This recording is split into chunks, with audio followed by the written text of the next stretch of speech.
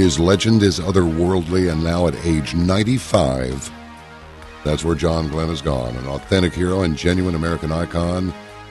John Glenn died this afternoon, surrounded by family at the Ohio State University Wexner Medical Center in Columbus after a remarkably healthy life spent almost from the cradle with Annie, his beloved wife of 73 years, who survives. He, along with fellow aviators Orville and Wilbur Wright and moonwalker Neil Armstrong, truly made Ohio first in flight. Ohio Governor John Kasich said, "John Glenn is and always will be Ohio's ultimate hometown hero, and his passing today is an occasion for all of us to grieve. As we bow our heads and share our grief with his beloved wife Annie, we must also turn to the skies to salute his remarkable journeys and his long years of service to our state and nation. Though he soared deep into space and to the heights of Capitol Hill, his heart never strayed from his steadfast Ohio roots. Godspeed, John Glenn." John Glenn's body will lie in state at the Ohio State House for a day, and a public memorial service will be held at Ohio State University's Mershon Auditorium. He'll be buried near Washington, D.C. at Arlington National Cemetery in a private service.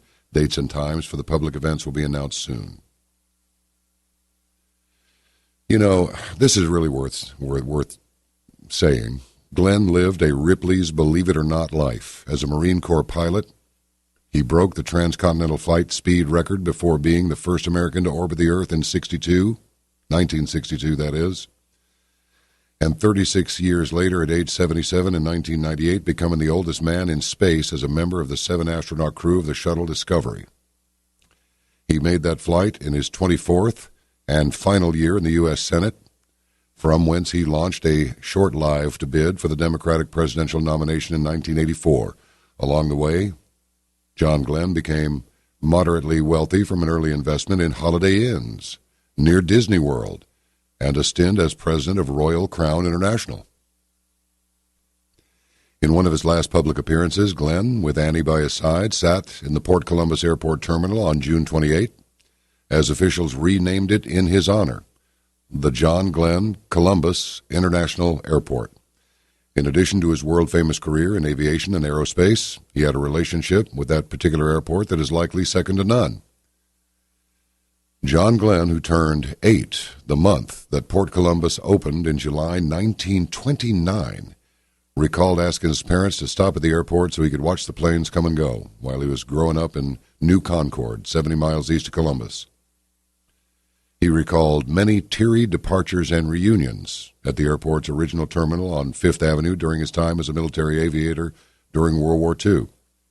He and his wife Annie, who had been married 73 years, I say again, later kept a small Beechcraft plane at Lane Aviation on the airport grounds for many years, and he only gave up flying his own plane at age 90.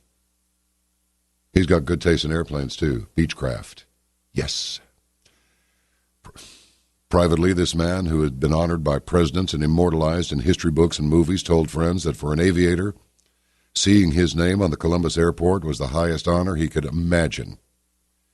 Glenn, who lived with Annie for the past decade in a downtown Columbus condo, dedicated his life to public service, devoting many of his late years to Ohio State University, which in 2005 converted the century-old Page Hall into the John Glenn Institute for Public Service and Public Policy, and the School of Public Policy and Management. It is now the John Glenn College of Public Affairs.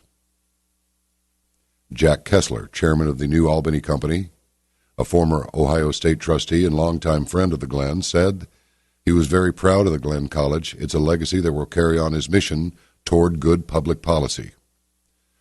While Glenn held office as a Democrat, he wasn't partisan, Kessler said. I never heard him say a bad thing about anyone. Some of his best friends were Republicans, and he could work with anybody.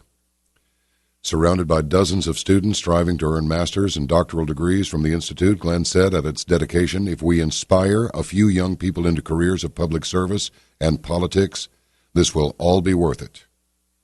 Remarkably physically fit and energetic, Glenn only began encountering health problems in 2013 when he had a pacemaker implanted and missed some public appearances due to vertigo. In 2011, he and Annie both had knee replacement surgery, which kept them from repeating a planned road trip like the impromptu 8,400-mile journey throughout the West they took a year earlier in their Cadillac when she was 89 and he was 88. Now that's what I call a road trip, 8,400 miles.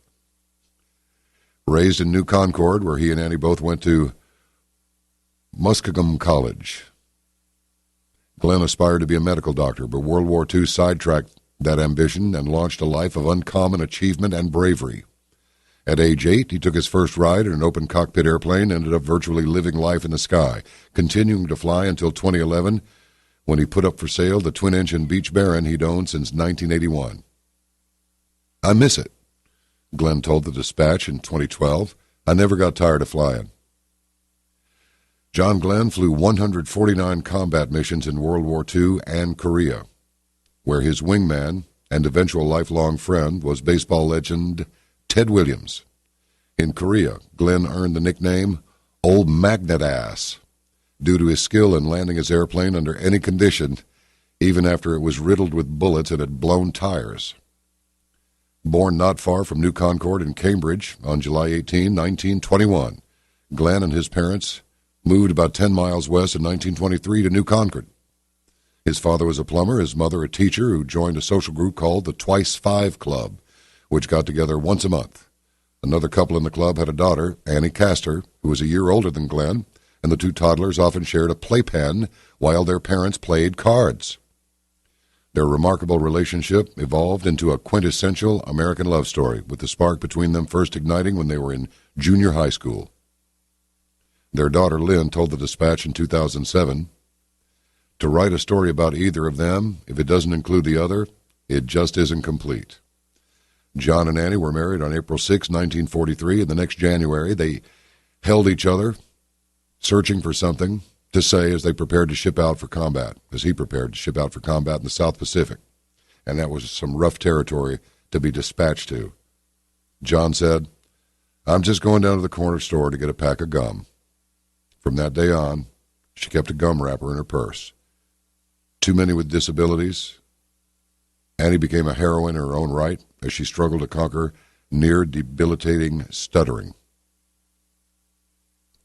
For more than half of her life, she counted on others to speak for her, publicly uncommunicative in a world that demanded more from her as her husband's fame ascended. Through it all, John stood by Annie, who in 1973 underwent an innovative treatment regimen that dramatically improved her speech to the extent that she was delivering speeches on behalf of her husband's 1984 presidential candidacy.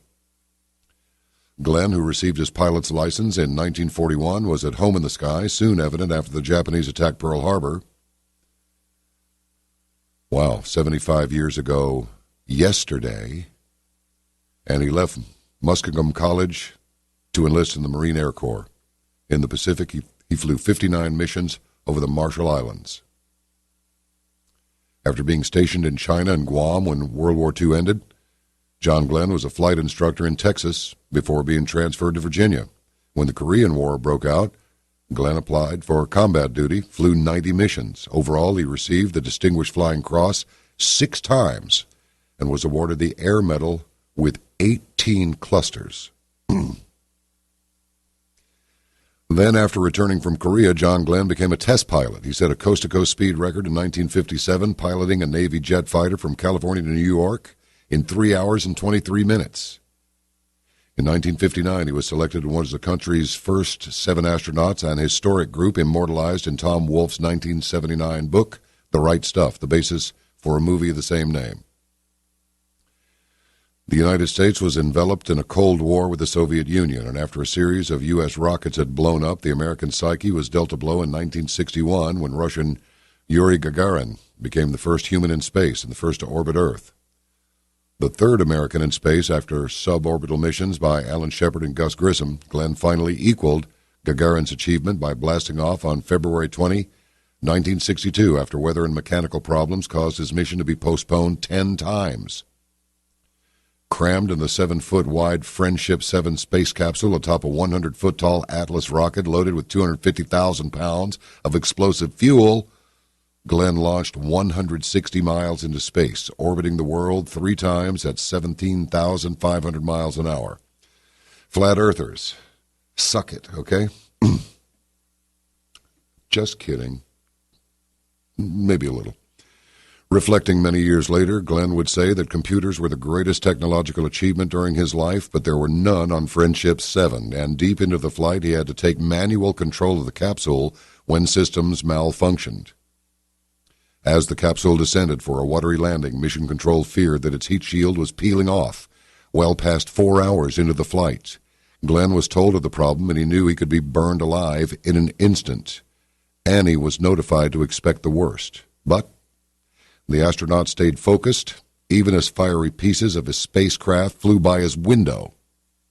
He told students at COSI Columbus, COSI Columbus, 45 years later, "You didn't really have time to think about it. Long before you actually got to the flight itself, you sort of made peace with mortality." Splashing safely into the Atlantic Ocean 800 miles southeast of Bermuda, Glenn's historic flight invigorated the nation, catapulted him into American lore. He addressed a joint session of Congress and rode in a convertible with Annie as 4 million people cheered him in a Manhattan ticker-tape parade. Okay, you've stuck with me this long, so just hang with me a little while longer, because John Glenn deserves the recognition and the time. So here we go.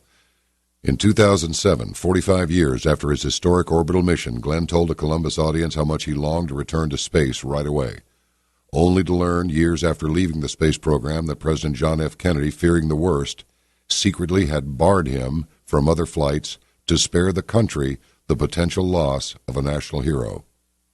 Can you believe that?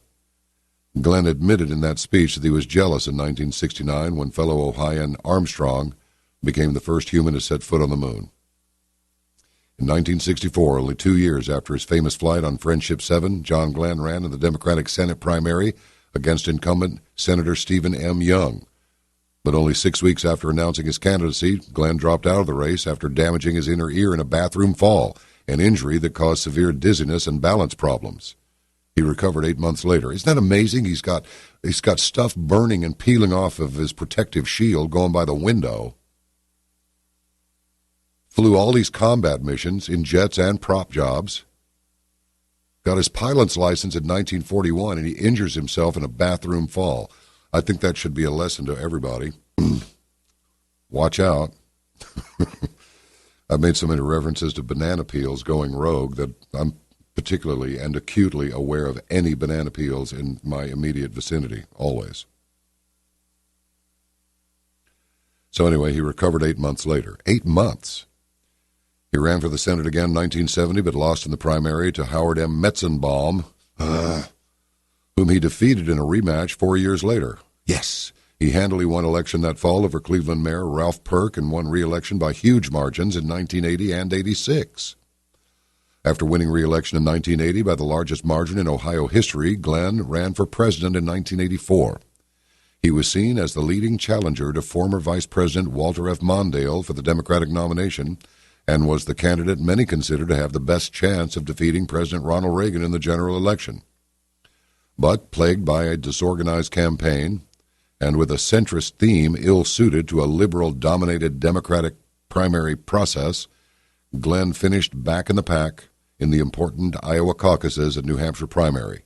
He borrowed $2 million to compete in the southern primaries, but he didn't win a state and dropped out of the race. The debt remaining from that race, which rose to more than $3 million, became a campaign issue for Glenn in subsequent Senate races and nagged him until 2006, when the Federal Elections Commission finally allowed him to close the books on it after years of chipping away. The third term of his 4 in the Senate was dominated by a Senate investigation into allegations that he had improperly interceded with S&L regulators, on behalf of Charles Keating, who had raised or donated $242,000 to Glenn's political committees. Glenn personally spent more than $500,000 to defend his honor, and the Senate Ethics Committee cleared him of wrongdoing. He said then, "I spent $500,000 on my defense, and I wouldn't pull back a penny of it. The reason I felt so strongly about it was that it involved my honor, and if I had to sell everything I had and mortgage the house, I would have done everything I could to see the truth come out. In the final year as a U.S. Senator in 1998, John Glenn was reborn as an astronaut. At 77, he orbited the Earth with 6 astronauts aboard Shuttle Discovery, once again rendering his body and mind to the study of science, providing insight into how the oldest man ever launched into space held up. Glenn, remarkably fit, became an inspiration once again to mankind. The events of John Glenn's life and his footprint on history are chronicled in countless books and beyond. The Friendship 7 capsule is in the Smithsonian. His papers and memorabilia are archived at Ohio State, and his life with Annie and much more are displayed at the Glenn Historic Site in New Concord.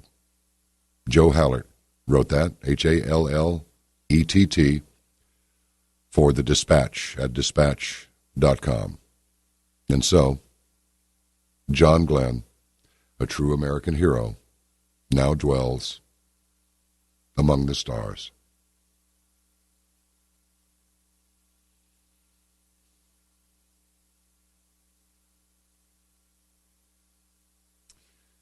This is labeled a WND exclusive by Chelsea Schilling.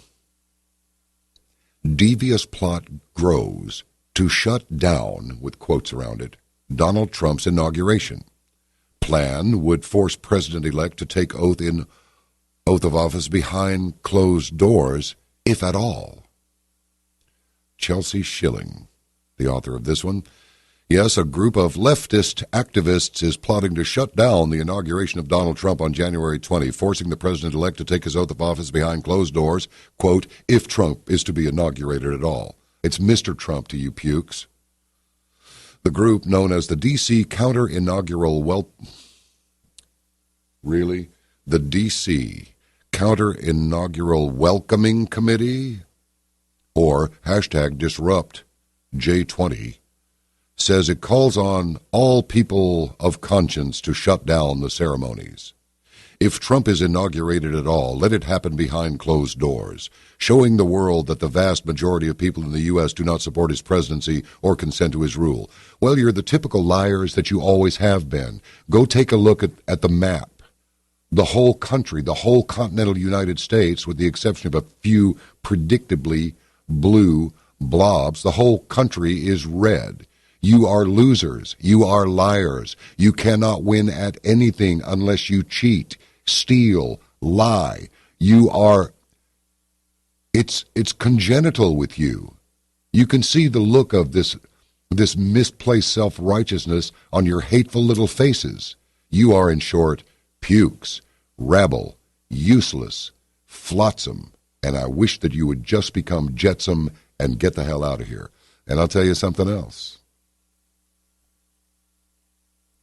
This Lacey McCauley, spokeswoman for Disrupt J20, told WND the group is anticipating a massive presence in Washington, D.C. during the inauguration. We cannot yet say how significant this disruption will be. We are creating a framework to support mass protests and direct action to shut down the inauguration of Donald Trump. McCauley, M-A-C, capital A-U-L-E-Y, said the group is providing housing, food, and legal assistance to protesters who join the effort. So WND asked McCauley why members of law enforcement and media are not welcome at the community meetings, and if the group is planning disruption activities that will break the law and cause protesters to be arrested. So she said, I can safely say that some groups are likely planning actions that might result in arrest scenarios. Sorry, I cannot give specifics at this time, due mostly to the fact that the plans are still in flux, but also due to the fact that not all information is public. As for the ban on cops and reporters at meetings, McCauley explained, our meetings are safe zones in which people want to speak freely without knowing that a police officer is listening or thinking that they could be quoted in the press. This is especially important when Trump and Trump-affiliated people threaten intermittently to violate our freedom of speech, freedom of assembly, and freedom of expression. Well, see, you lie again. Because, believe me, many of us are tempted to violate you properly. In some cases with our Ray Donovan edition baseball bats. But, that would be insensitive. That would be mean. And it's also against the law. But your bunch doesn't mind breaking the law, does it? You don't mind breaking federal election law. You don't mind breaking windshields. You don't mind cracking heads. You don't mind any of those things. The leftists are the most disreputable things that walk on usually 2 feet that this country has ever seen. We must be prepared to repel their ridiculous initiatives. You see, these people are what you call true believers. Like a moron who's so stoned that when he finally gets out of line, you just give him not a fist, but just a slap. And as he's stumbling around the room, all he can do is go, trying to laugh it off, even though it stings. That's what these people are like. They're not worth really getting very jacked up about. However, they are worth watching because they have a propensity for violence. They don't care about any point of view that is contrary to their own. I mean, we put up with them. We listened to them. We did. We have. We've even tried some of their ridiculous ideas. We even gave a hardcore leftist 2 terms as President of the United States. Well, how did that go for everybody? There's not one thing that this President Obama accomplished that was for the benefit of the country. Not a thing. But he enriched himself. And Bill and Hillary Clinton enriched themselves, didn't they?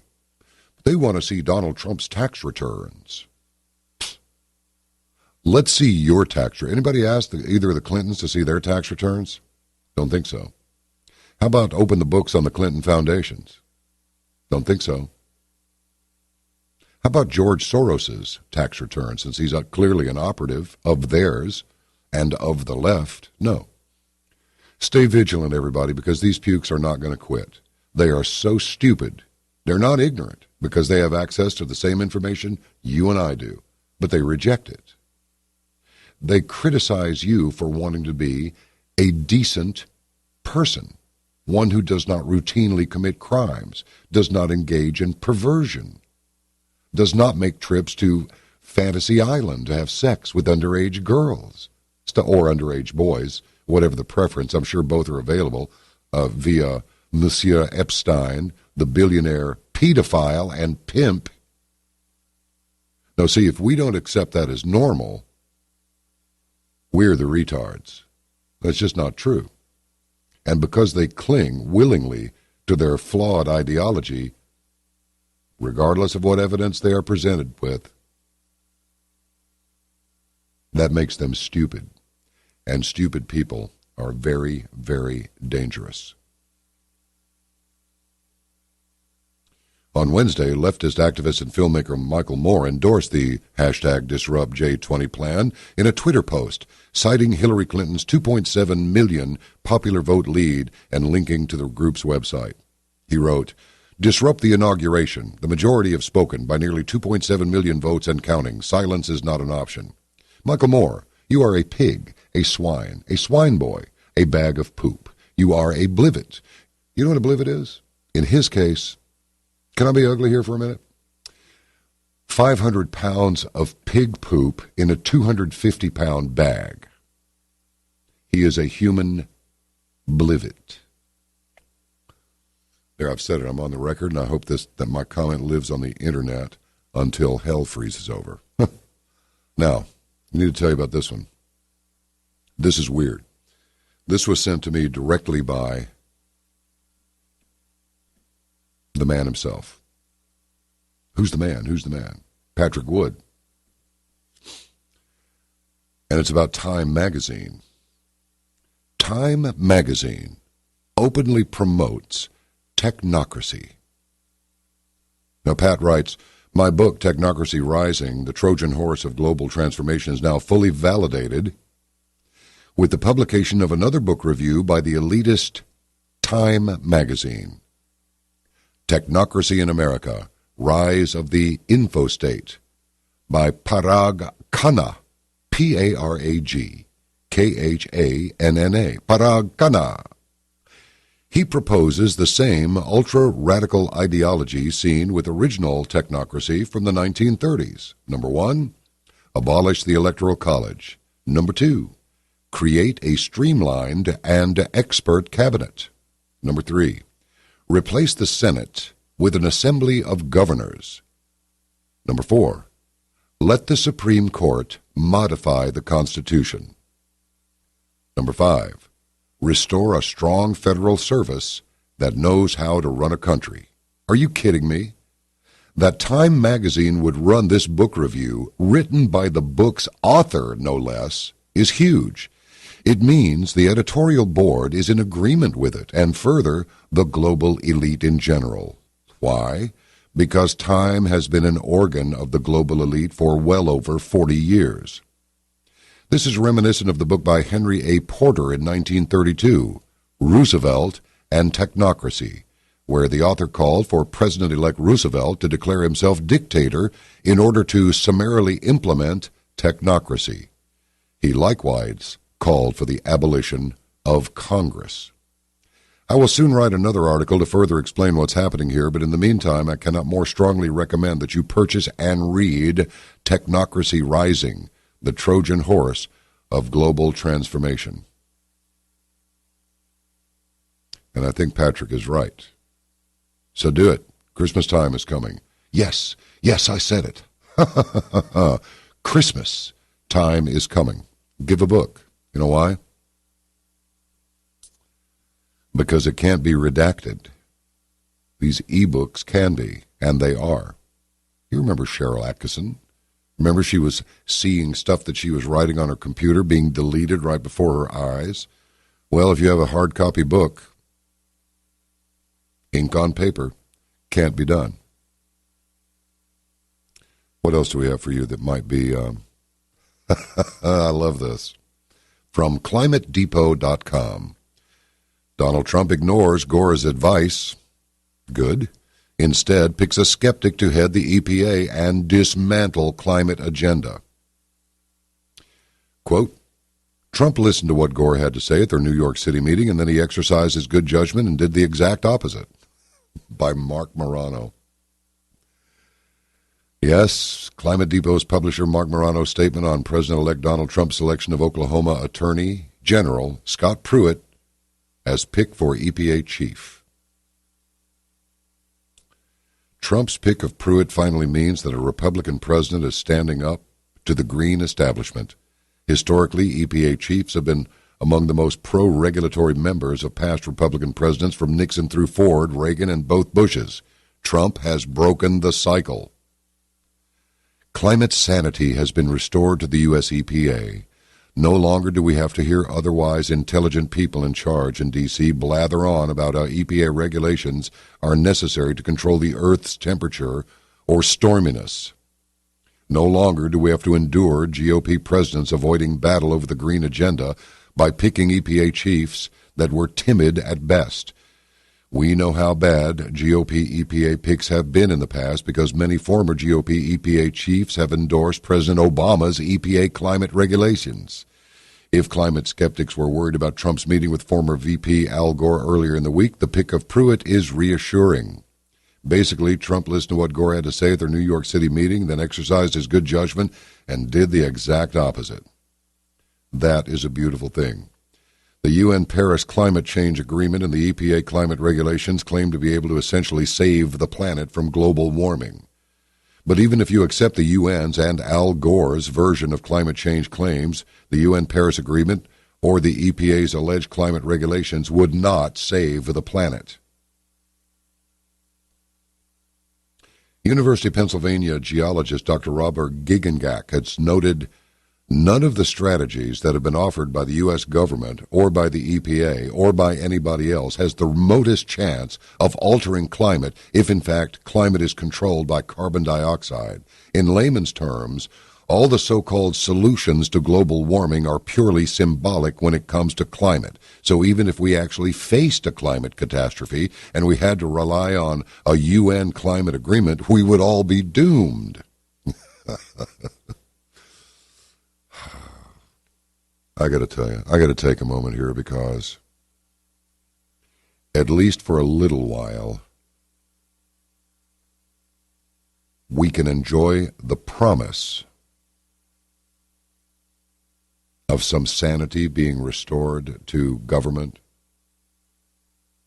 I mean, this climate change, well, we can't use global warming anymore because we got frozen out at Copenhagen.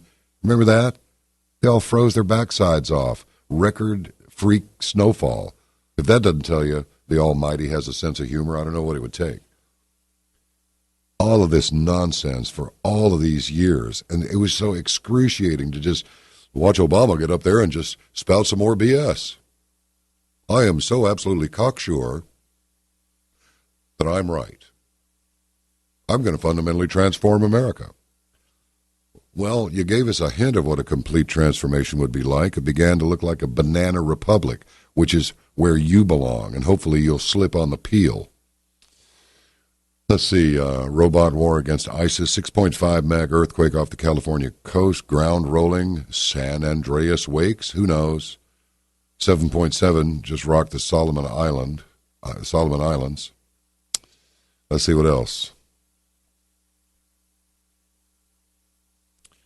Now this is interesting from dailymail.co.uk. Okay, sorry. They're loving it. McDonald's is moving European base to the UK despite warning against Brexit before the historic referendum.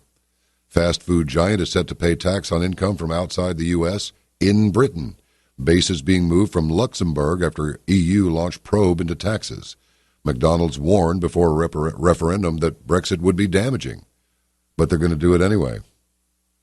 It represents a significant turnaround as McDonald's warned in the run-up to the historic EU referendum that Brexit would be damaging and drive up unemployment. In July, the company announced it was creating 5,000 jobs after franchise manager made £600 million investments to overhaul the 1,250 restaurants in the UK. And in a statement today, the company said McDonald's pays a significant amount of corporate taxes. From 2011 to 2015, we paid more than $2.5 billion in corporate taxes in the EU, with an average tax rate approaching 27%. The news will be a welcome boost to Theresa May, who's made attracting major firms to Britain a key part of her post-Brexit strategy. So I guess we'll just see. Oh, we don't want Brexit. Oh, we don't want Donald Trump. We want things to go back to the way they were being done because it was so much easier for us to make money when things were done the old way. Let's see, it's good. Trump picks retired combat leader for Homeland Security chief. That's good. Kathy Griffin heckled Megyn Kelly's speech at a theater event. What else? Okay, one last thing, and then we're going to speak with Marianne Azizi. This is going to about halfway scare you to death.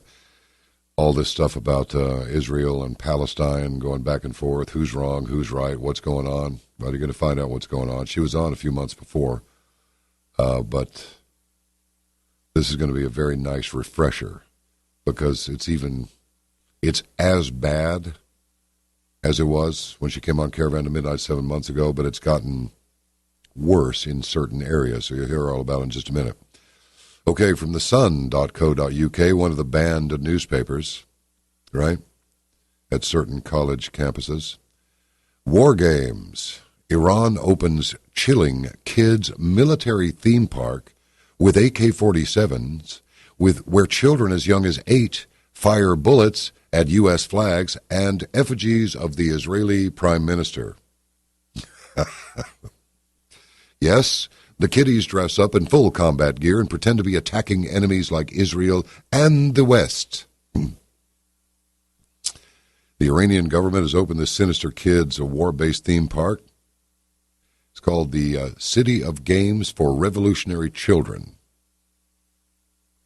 It lets youngsters dress up in full combat gear and pretend. Okay, what else?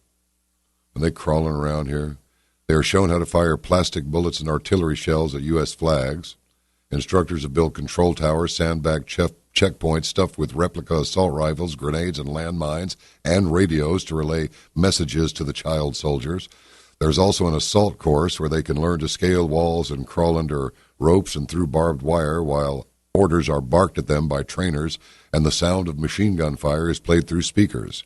It is aimed at boys aged 8 to 13. Entry is free to the park near Mashhad, Iran's second-largest city. It also glorifies the holy defense, Iran's bloody must be 8-year war, Iran's bloody 8 war with Iraq in the 1980s. Please include all of the words in your articles and arrange them in the correct order before you publish them. The park's boss, Hamid Sedeghi, said, at the City of Games, we are trying to convey to the children messages about fighting, the holy defense, and current global issues through games, amusements, and group activities. They're also showing what it's like to fight ISIS in Syria. No, pardon me. Yeah, they're showing what it's like to fight ISIS in Syria. And there's a mock-up of the shrine of Zainab. A mosque located in the Syrian capital Damascus holds the remains of Muhammad's granddaughter, which they are ordered to defend. The kids also play a word game which involves finding bullets, each of which have a single letter written on it, and using the bullets to spell out words and sentences. Final exercise of the day is meant to teach children that the most important elements for attaining victory are wisdom and intelligence for fighting the enemy. Boys are blindfolded and asked to throw a ball at an Israeli flag in the form of a puzzle and knock it down, and then to assemble a puzzle of an Iranian flag. Wow. You know, I think probably there would be a bunch of leftists who really didn't like it if anybody complained about having a similar game, theme park set up in the United States to teach children patriotism. But who would they attack besides ISIS? We can't really do that because we'd be attacking some of the people we're paying. Al-Qaeda? No. Nah, forget it. I got it. I've got it. An amusement park just for leftists. More on that later. I might be onto something with this. All right. Tell you a little bit about Marianne Azizi. She comes to us from Israel. She's a human rights advocate. She's a writer and a freelance journalist. She exposes the corruption of the Israeli systems used against their own people. And in furtherance of exposing this corruption, she's pulling a lot of exposure herself. So listen up. This is pretty valuable. And unless you heard, if you're new to Caravan to Midnight, then this is really going to shock you. On Caravan to Midnight from 7 months ago, Marianne Azizi. Her book, Sour Milk and Stolen Honey, and a little personal history here. Just if you need a refresher, if you're new to Caravan, this has the potential to knock your Christmas socks off. And I'm really serious about this, or any other socks, athletic socks, all of the socks shall be knocked off. She has been a human rights advocate, a writer, and a freelance journalist exposing the corruption of, wait for it, the Israeli systems against their own people. She's been to the UN, HRC, and Geneva 3 times to present findings on child trafficking, brutal family laws, and lack of freedom of speech in Israel. Her stories are from the unreported side, which is almost totally unknown in the West. Her highly acclaimed book told her own story of corruption in Israel, and now she writes for others in the same situation. Her website is Marianne Azizi, that's A-Z-I-Z-I, marianneazizi.co.uk. And I repeat, she's with us now. Marianne, it's been a while. How are you? Tired. I've done words for what I've seen in the last 7 months since I arrived and talked to you back then. I hear the everyday cry of a child in Israel who's been taken. I thought I'll start you off with the worst thing. Just listen to this, okay? Just listen. Get ready. Yeah,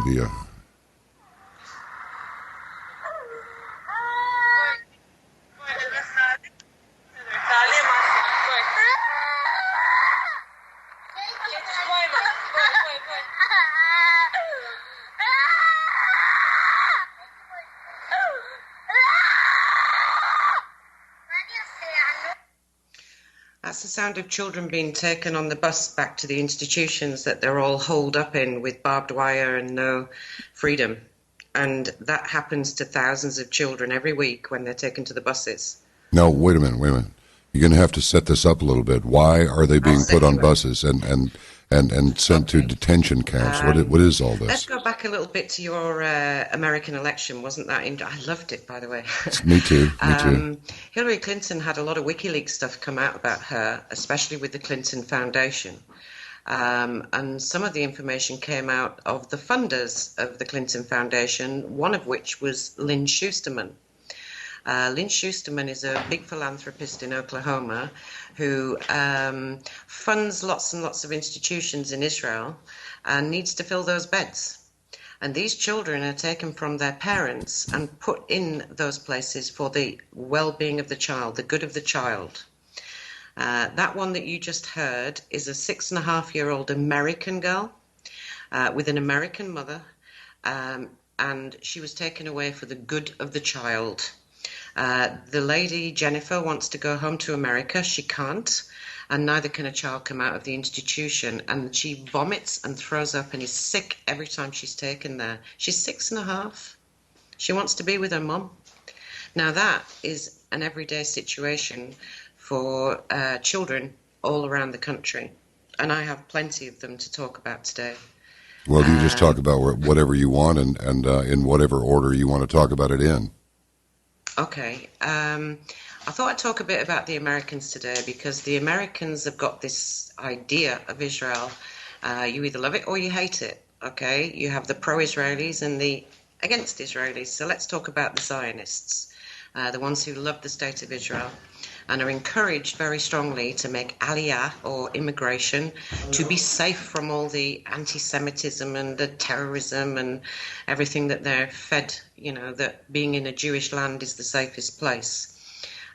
This last week, I ran a conference for the very first time in the history of Israel with, dignitaries and lawyers entitled Human Rights Violations of Israel on Israelis and new immigrants.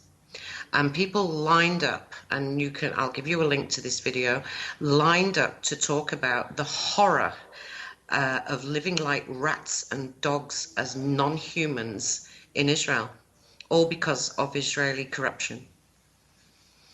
I'll pause for breath there so you can respond to me. I'm not sure that I can at this moment. Here's the thing, and I just want to lay this out. We just had this minor Palestine flag controversy, and then right after that, Steve Ben-Danoon comes on, and he's a Messianic Jew. He believes in Jesus, and he does. I've got one of those who was beaten up by the police and thrown in prison as well. Yeah, well, he doesn't go over there much. And then you've got, you've got this fellow that this fellow that had this Palestinian flag at the back of his little set there in the room that we were, that he had his Skype camera turned on in.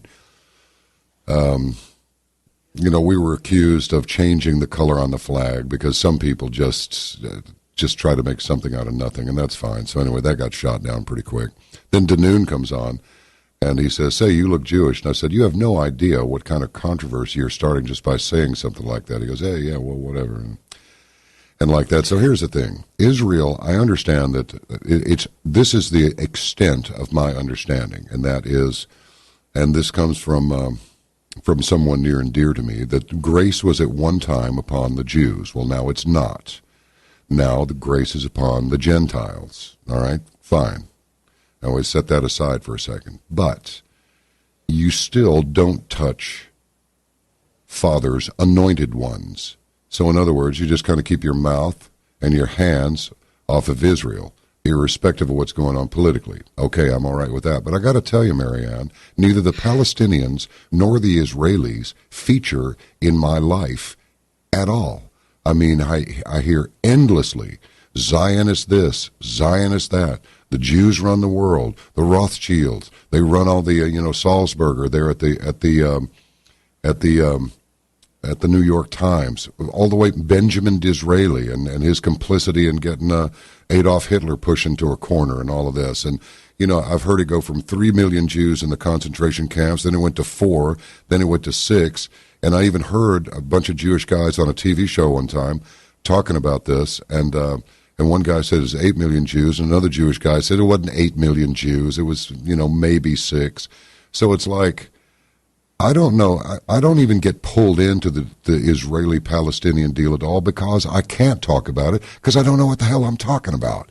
That is why I have a person like yourself come on and just talk about what's really happening. I pointed out that, look, there have been Israelis that have been killed by the Israeli Defense Forces while they're standing in front of their homes, which are being bulldozed, and the dead Jewish kid on the ground there was killed by, who's an Israeli, it was killed by another Israeli because some sort of a partition that they wanted to put up happened to run right through their house and this sort of thing. So I am not an authority on what's going on over there at all. And it is only through conversations with someone like you that I'm going to get any insight into it all. I've never been to Israel. I think it would be quite interesting to be baptized in the River Jordan, although I also understand it's a trickle because it's not a river anymore. It's barely a creek in most places because of some sort of water squabble and all this stuff. So it's like, look, maybe I'll put off my trip to Israel like indefinitely.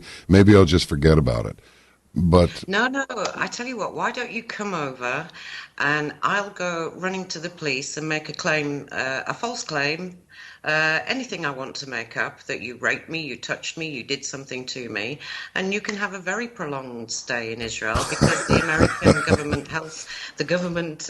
warns Americans not to travel to Israel. oh my dear, what an abominable Essentially, idea. That's not the sort of vacation I had envisaged. yes, but you see, if you want an authentic experience of Israel, you have to come here and see how it is, which is a false claim by a woman can destroy your life forever. Ah, And don't forget that a woman is allowed to do that by law, and she can lie her head off by law with immunity, impunity, and no punishment. So I can just say you raped me, 10 years ago, and that would be enough to give you a lifetime of misery. oh, Okay, so bring it on. And I don't even have to come from Israel, and neither do you. I could just probably go and do that anyway, as many wow. people do. Well, don't, Um, okay? We're friends. We've we're never friends, met, but don't upset except over the anybody. Skype. Um, basically, this is. Oh dear me. Sorry, so I just got online. I'm sitting with a lawyer because I've reached the point in the last 9 months when if you don't have a lawyer next to you, I mean, since I saw you, I was arrested here and held for 11 hours Should by I the get my police lawyer and for have him sit filming. around also? Maybe I should have an attorney Yeah, present also. I Just was kidding. held for 11 hours by the police for trespassing on a public street, but that's the way it works, you How know. does that work? 3 of us were arrested for trespassing. 2 of us were let off after 10, 11 hours. The other one went to prison. That's because he was the dad. And dads do go to prison because that's how it works. Okay. 99% conviction rate here. 99%. Now, let's talk about these Zionists who love the Messiah, Christians, Jews, doesn't really bother me, who believe. Oh, yes. I'm going to come to his story.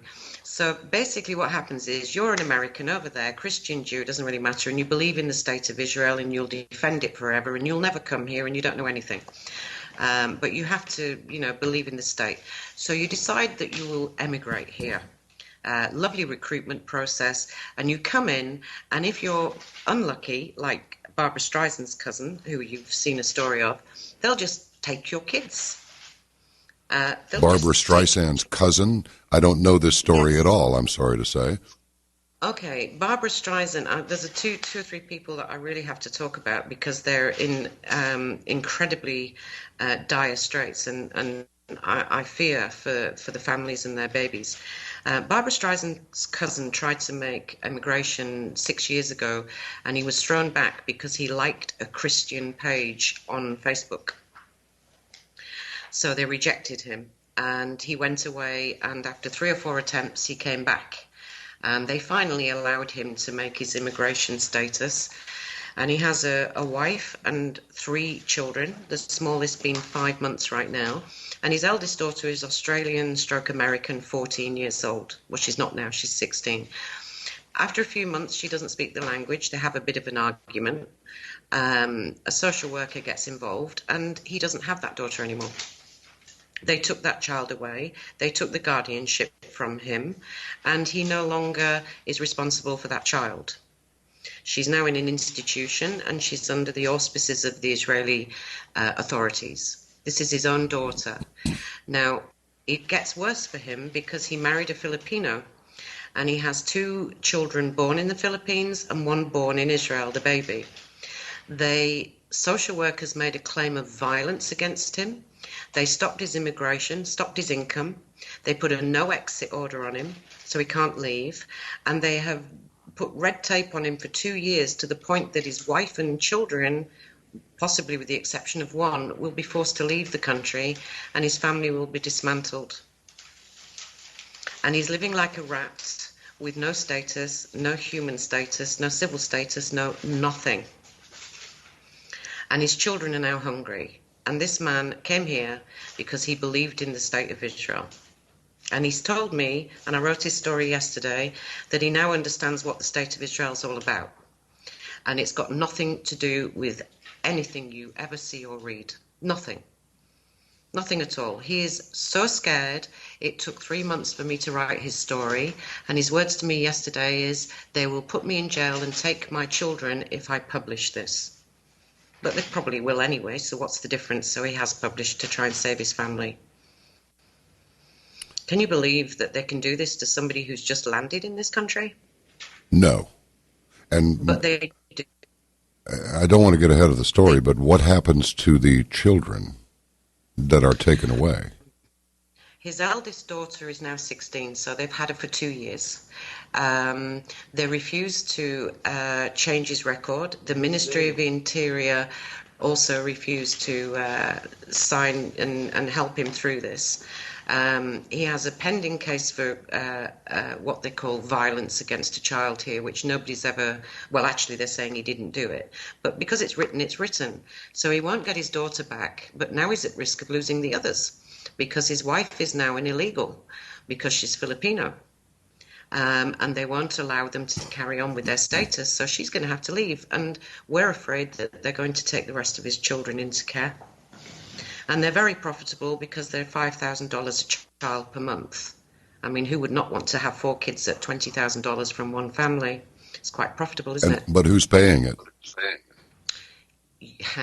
Who's paying it? It's the private institutions that give the profit.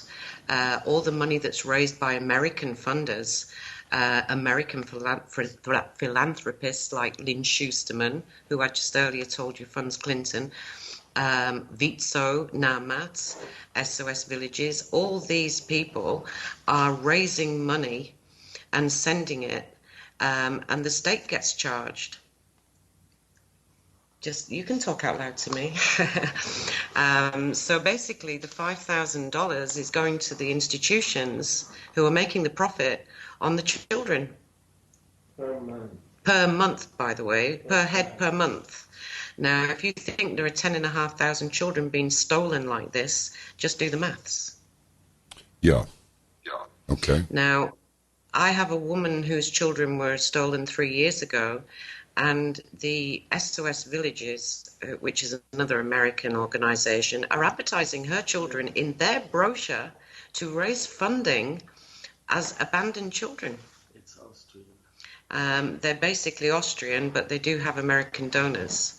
But they have gone through all the American institutions too, and she's suing in the States for this. Now, she's been made a criminal for taking a photograph of her own children. She's criminalized, and she's facing a trial next month or the month after for photographing her own children, but it's okay to advertise her children as abandoned and lost when they're not. This is how it works here, John. No, this is really, really strange. Now, I ran this conference last week, and there were a lot of Americans there. There were English, Dutch, I can't count the nationalities that could have been there. Half of them are under arrest, by the way. And also Barbara Streisand's cousin is facing criminal charges for something he never did and can prove that. Now, when his daughter was stolen from him, he had all the paperwork that he'd raised her in Australia, and the social worker said, it's fake. Therefore, you can't have her anymore. No checking, no inspection, just off she was taken. This girl has no Hebrew. She's a teenager. She had an argument at home. She went to a neighbour who said, let's call a social worker, and that was the end of her life as she knew it. Well, let me ask you this. I mean, at some point, I guess somebody should ask, why is this happening? I mean, is this a system that's been put into place to provide revenue, or what is this all about? Why is this happening? Huge revenue. Number one, it's revenue. To win children back, to get children back, it's a one-way ticket. When you're making $5,000 per child per month, you don't really want to give them back. Now, when parents lose their children on the grounds of being violent or unfit, they don't lose them all. They might only lose one, or a middle one, or just the boys, or just the girls, or just the cute ones, or they might leave one behind. They don't randomly, they don't just take all the children. They actually, they take some. And the question of why is inside Israel, those who are very tired are basically saying they're trying to kill us all. Gotcha. That's how they feel. They feel that they're being murdered inside, behind the screen of the politics. Now, I have a major cry for help for you here. There is a gentleman called Sion, and I want you to hear his child in a moment. He was born in America. His parents moved here when he was 8, and he grew up here for a while.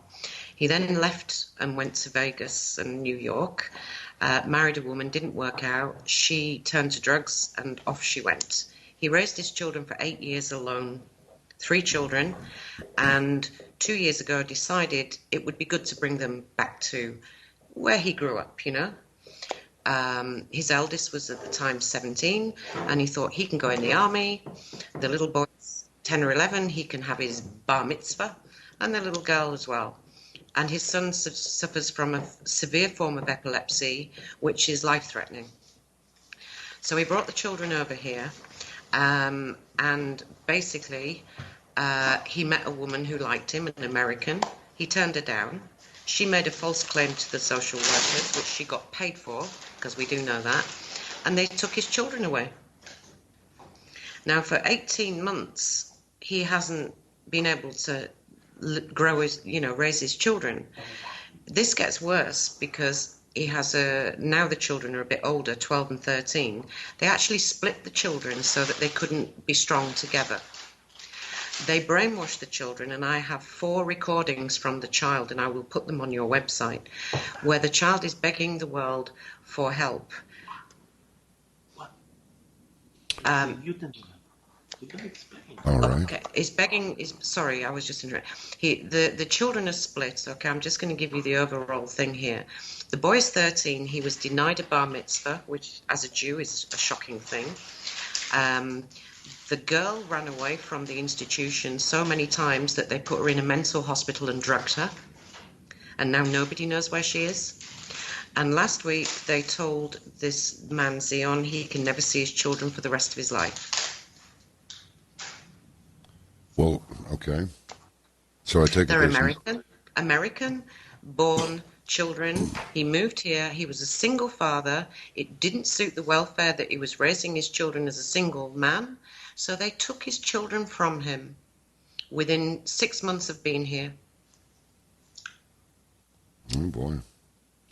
Yeah. And so there's no appeal. You're not gonna get any action out of The Hague or anything like that, I suppose. You're not going to get any help out of the U.S. Embassy. I'm pretty sure there must be a U.S. Embassy there. They're not going to be helpful either.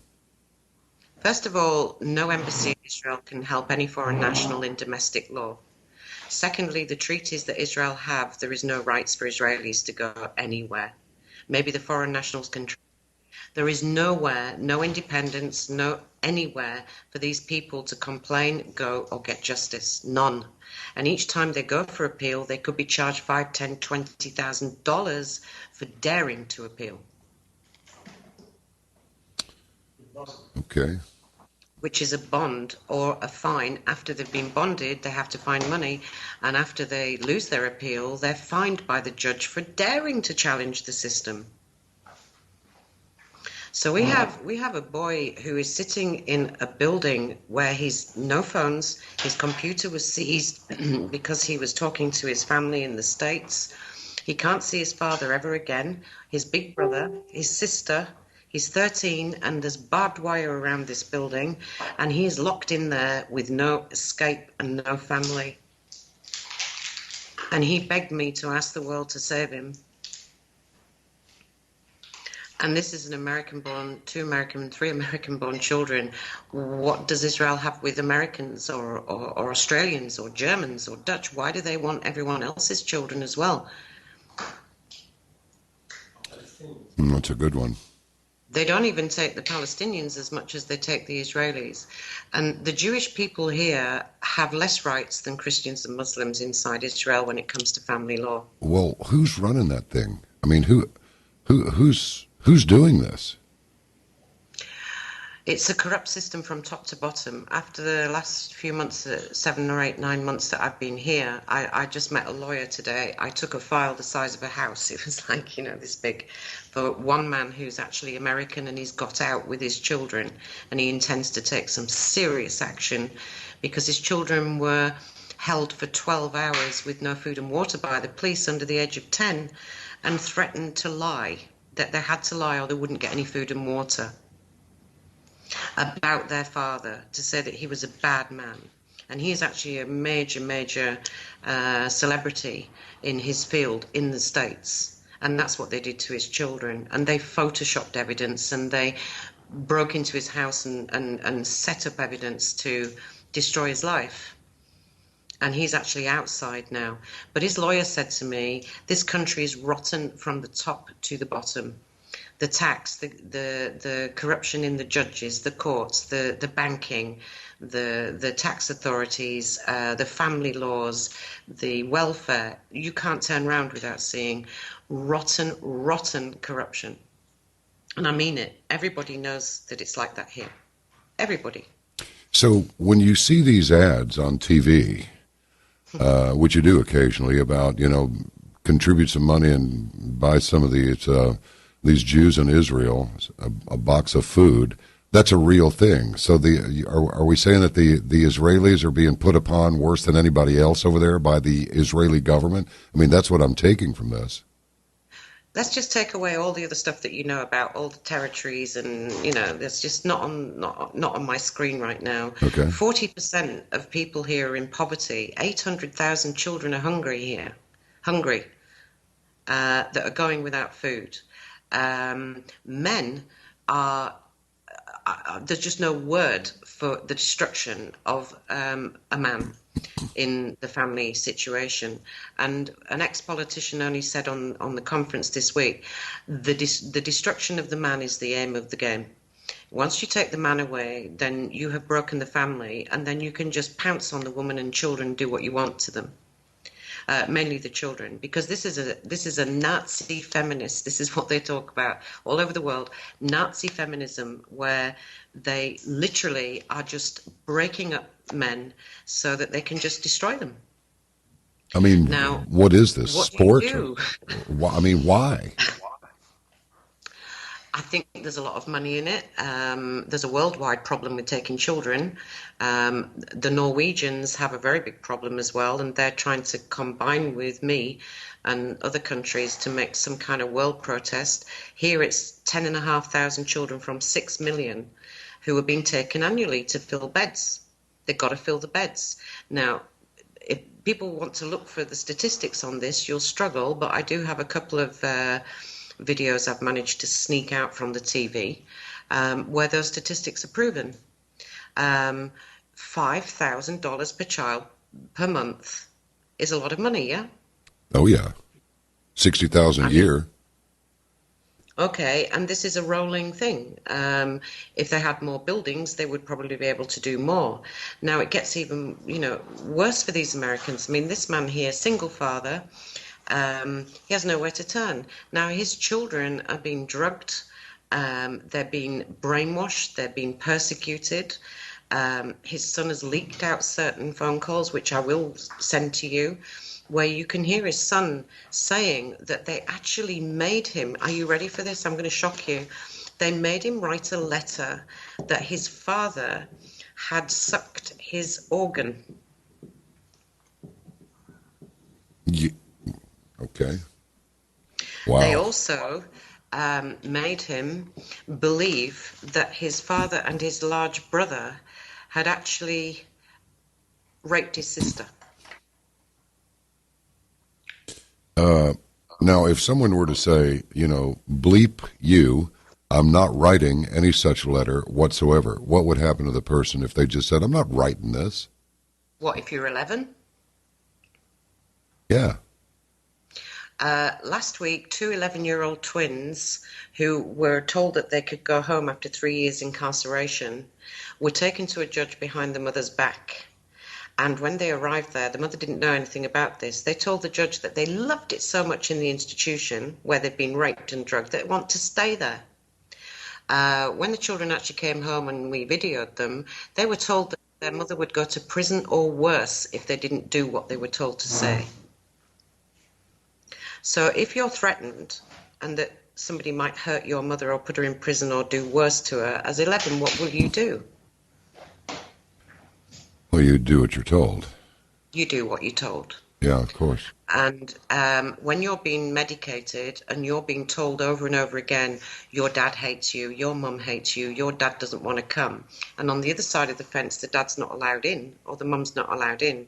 And the child is locked in these places with no way out. How do they survive?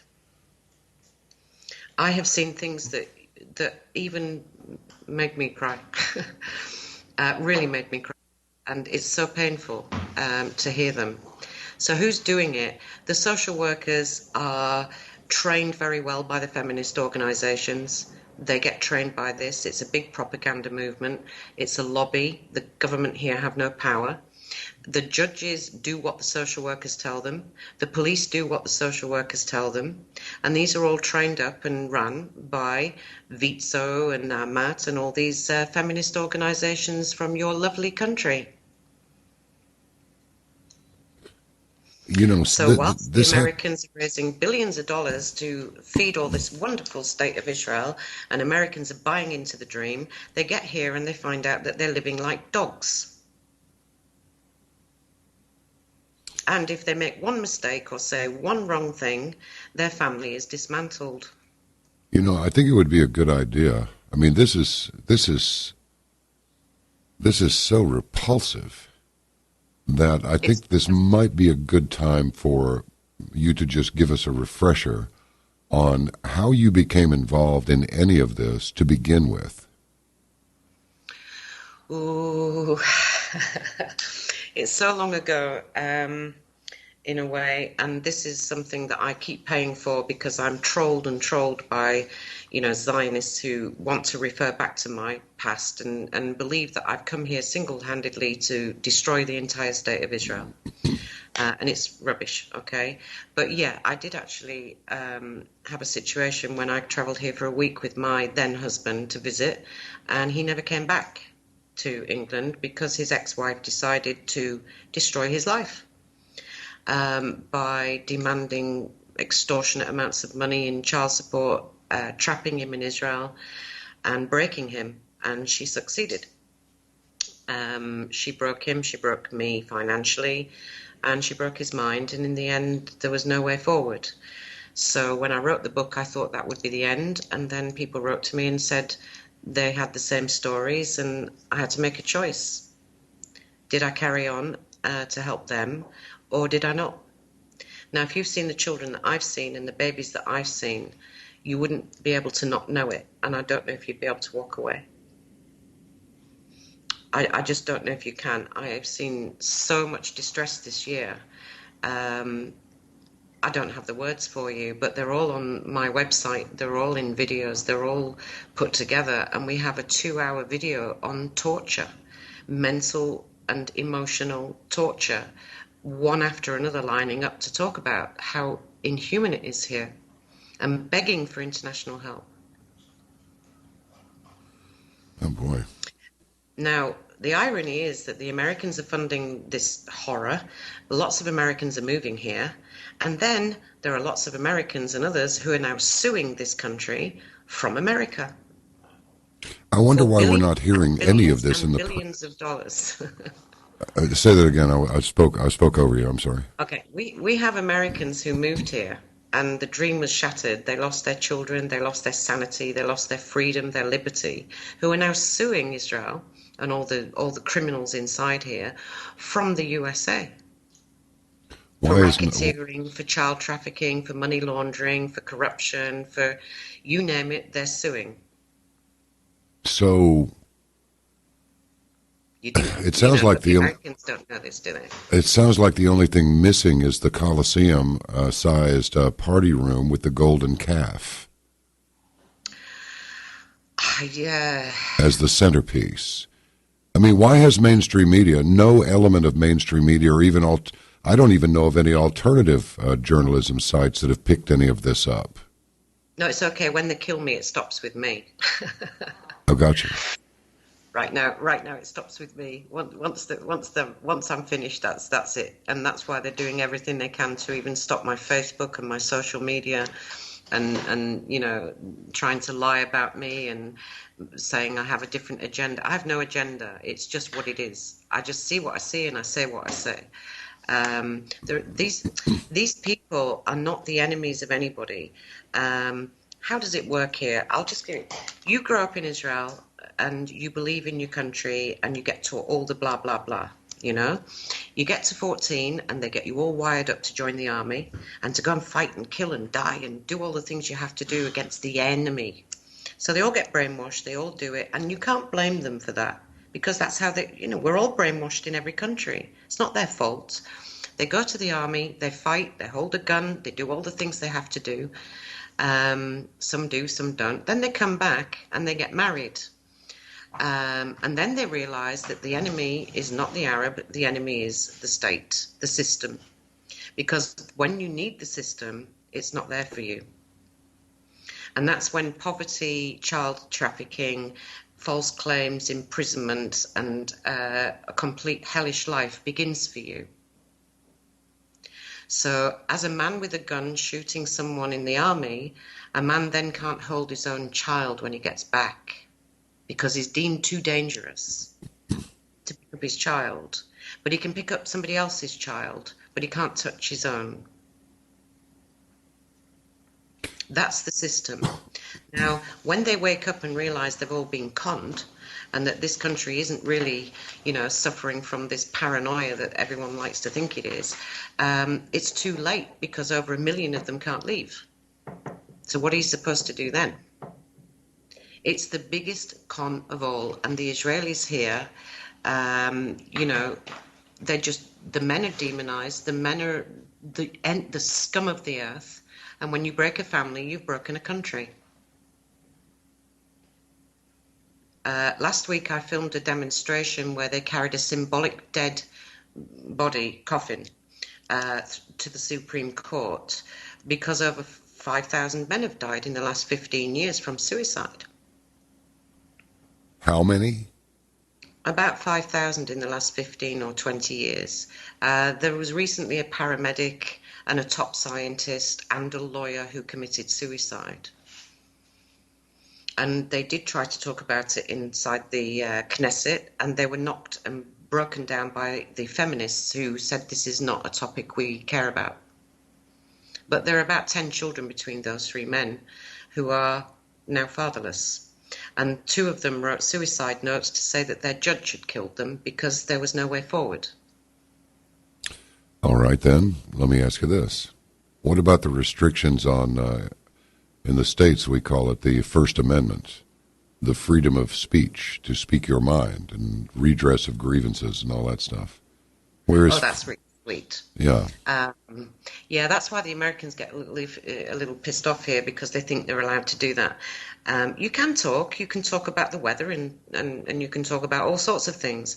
But if you protest or write strongly about the systems inside here, and you really do whistleblow and you name and shame, you're going to face a lot of trouble. You're going to face lawsuits, you're going to face prison harassment, investigations.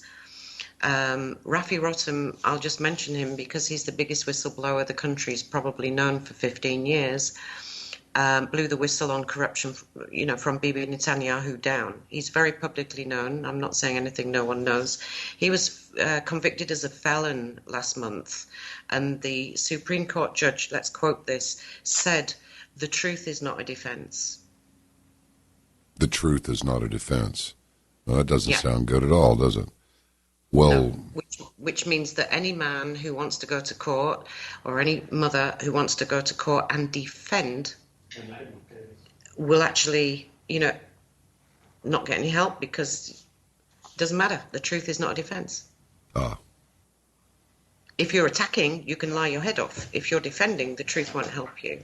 so all of these people that were talking about going to Israel, because, I mean, I know 2 or 3 Jewish guys are saying, yeah, they're making plans to go to Israel, but they were having trouble getting in there. So this whole idea of going back to the homeland, and now it sounds like, oh, this was a mistake. Maybe we should flee the homeland, except, well, we can't flee the homeland. You've got to remember here that, let me just cover what happened with the whistleblower. The reason that he was indicted on 28 counts and is now a felon is on the grounds of insulting a public official. What, like calling the president a putz or something? Calling the people that he named as criminals, naming the crimes. It's all evidential, it's all there. But if you say that somebody is a criminal or behaving like that, you're insulting a public official. It doesn't matter if it's true or not. You've insulted them. So in this particular case, the judge said, just because it's true doesn't mean it's a defense. And you have your attorney there sitting with you. I have an attorney who's writing me lots and lots of little cues, which is why I keep... Well, he's welcome to come on if he wants. If he wants to sit next to you, that's okay. But if he wants to remain... He won't come on. If he wants to remain anonymous... He's a bit sick. We've done a lot of work here in the last year trying to help people. Again, we are suing a major body of people. There is another scam that works very well from the States, and that's the battered women shelters. When you've been battered or violent or something's happened to you. Oh, sure. Then a woman will go in there with or without a child and be protected from this terrible violent man. Right. So the American organization are claiming 200,000 women in Israel are battered, and 600,000 children are battered. Now, that means there are 200,000 men going around battering them, because obviously one can't batter them all, Yeah. Right. So these women then go into these so-called battered women shelters, and I'm not decrying them, because there are some battered women, of course. I'm not, nothing's perfect. And in those shelters, they then get a free lawyer. They may get $2,000 or $3,000 as a bonus for being there. If they stay for long enough, they get free housing. And those shelters are then like little diplomatic centers of their own that are actually separate from all the laws in Israel. So a man recently who had a child 50-50, it didn't suit his ex, so she stole the child away, kidnapped him basically from the city, disappeared, and took the boy into a shelter, took the baby, the 3-year-old baby, into the shelter, lied about the violence, and put the man in prison. He cannot show his evidence, videos, witnesses in the court because he's a man. She has admitted 4 times there is no violence. Now she's saying it's violence of the soul, and now she's saying it's an invasion of privacy to hand over the child backwards and forwards. That's why she's in a battered woman's shelter. She works for the Supreme Court. She's earning very high salary, and she has great connections, and the man has not seen his son for 6 months. That's the way it works. Well, how dangerous is it for a lawyer? I mean, he's welcome to answer these questions, in the form of writing you a note. But, I mean, aren't you, as an attorney, wouldn't you really be out on the clothesline even listening to a client talk about this stuff? I mean, how dangerous it is to be in the legal profession there, given the environment. The lawyer that's sitting next to me, who is a really good friend of mine, did get raided a number of years ago, and they did haul him in front of a judge and asked if he was a terrorist, an enemy of the state, and various things like that. Oh, gotcha. Very difficult for lawyers to actually challenge the system. Zealously protecting a client. Well, for zealously protecting a client. That was what he was called in for, zealously protecting a client. I'm going to be honest, there are not many lawyers here who will challenge hard enough. They will go along, most of them go by the book, which is corrupt as anything, and they just do what they're told. The lawyers who stand up and be counted are really, really punished, a lot of them. They get fined themselves. They really do have a hard time, but they're the only ones who can win. And I can only count on one hand the amount of lawyers that can probably win here. And there are more lawyers here per head than any other country I can think of in the world right now. 1 in 60 something. So it's a big money game, isn't it? All right. Yeah, I mean, It's upsetting. I remember that I was like astonished at what you were telling us the first time you came on. And I'm no less astonished at what I'm hearing now. But there's this kid who called the medical examiner's office, I think it was. I don't think it was the coroner. I think it was the medical examiner's office. To try and reach a medical examiner, the medical examiner, on this Sandy Hook case. And he's now on Rikers Island for 90 days after his parents' home was raided by U.S. Marshals, which is the federal U.S. Marshal Service, over a misdemeanor charge of telephone harassment, which was based on just numerous calls placed in furtherance of a conversation with the medical examiner. So this sounds like, the same brand of law enforcement and justice, just it's a little bit different subject. We're following this particular father whose 3-year-old was taken in shekels. What would it be? $200. He was fined $200 from the judge for pressing the refresh key on the internet to submit a document. He was fined $200 for the fact that she asked how did he get his competence, because she couldn't see a lawyer on any of his paperwork, and when he responded it was because of her and that he'd learned everything from her in the 2 years of his fight. He was fined $200 for that. He's had so many fines of $200, and this is a lot of money for people here, $1,000 is basically a month's income. He's now up to $4,000, $5,000, $6,000, and he still can't get a hearing to say that he never did anything wrong. And the man's already been in prison, and he's been tasered the time before that. And all he is a dad. He's a physicist. Great, isn't it? This is everyday life for tens and tens and tens and tens and thousands of people who are terrified to speak out because they know when they speak out, they're going to lose their children, go to prison, be harassed, have their Facebook closed, or worse. Or be penalised and penalised. When you have to pay 3 times your salary for child support and you go to prison for not doing it, how do you live? Wow, this is extraordinary. Well, let me see if you can hear, because I'm telling you through my mouth, but I just want to see whether you can actually hear this. I want to see if you can hear this. Okay. 1 second.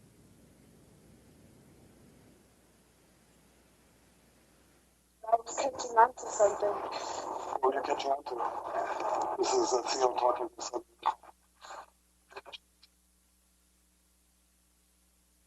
Not really.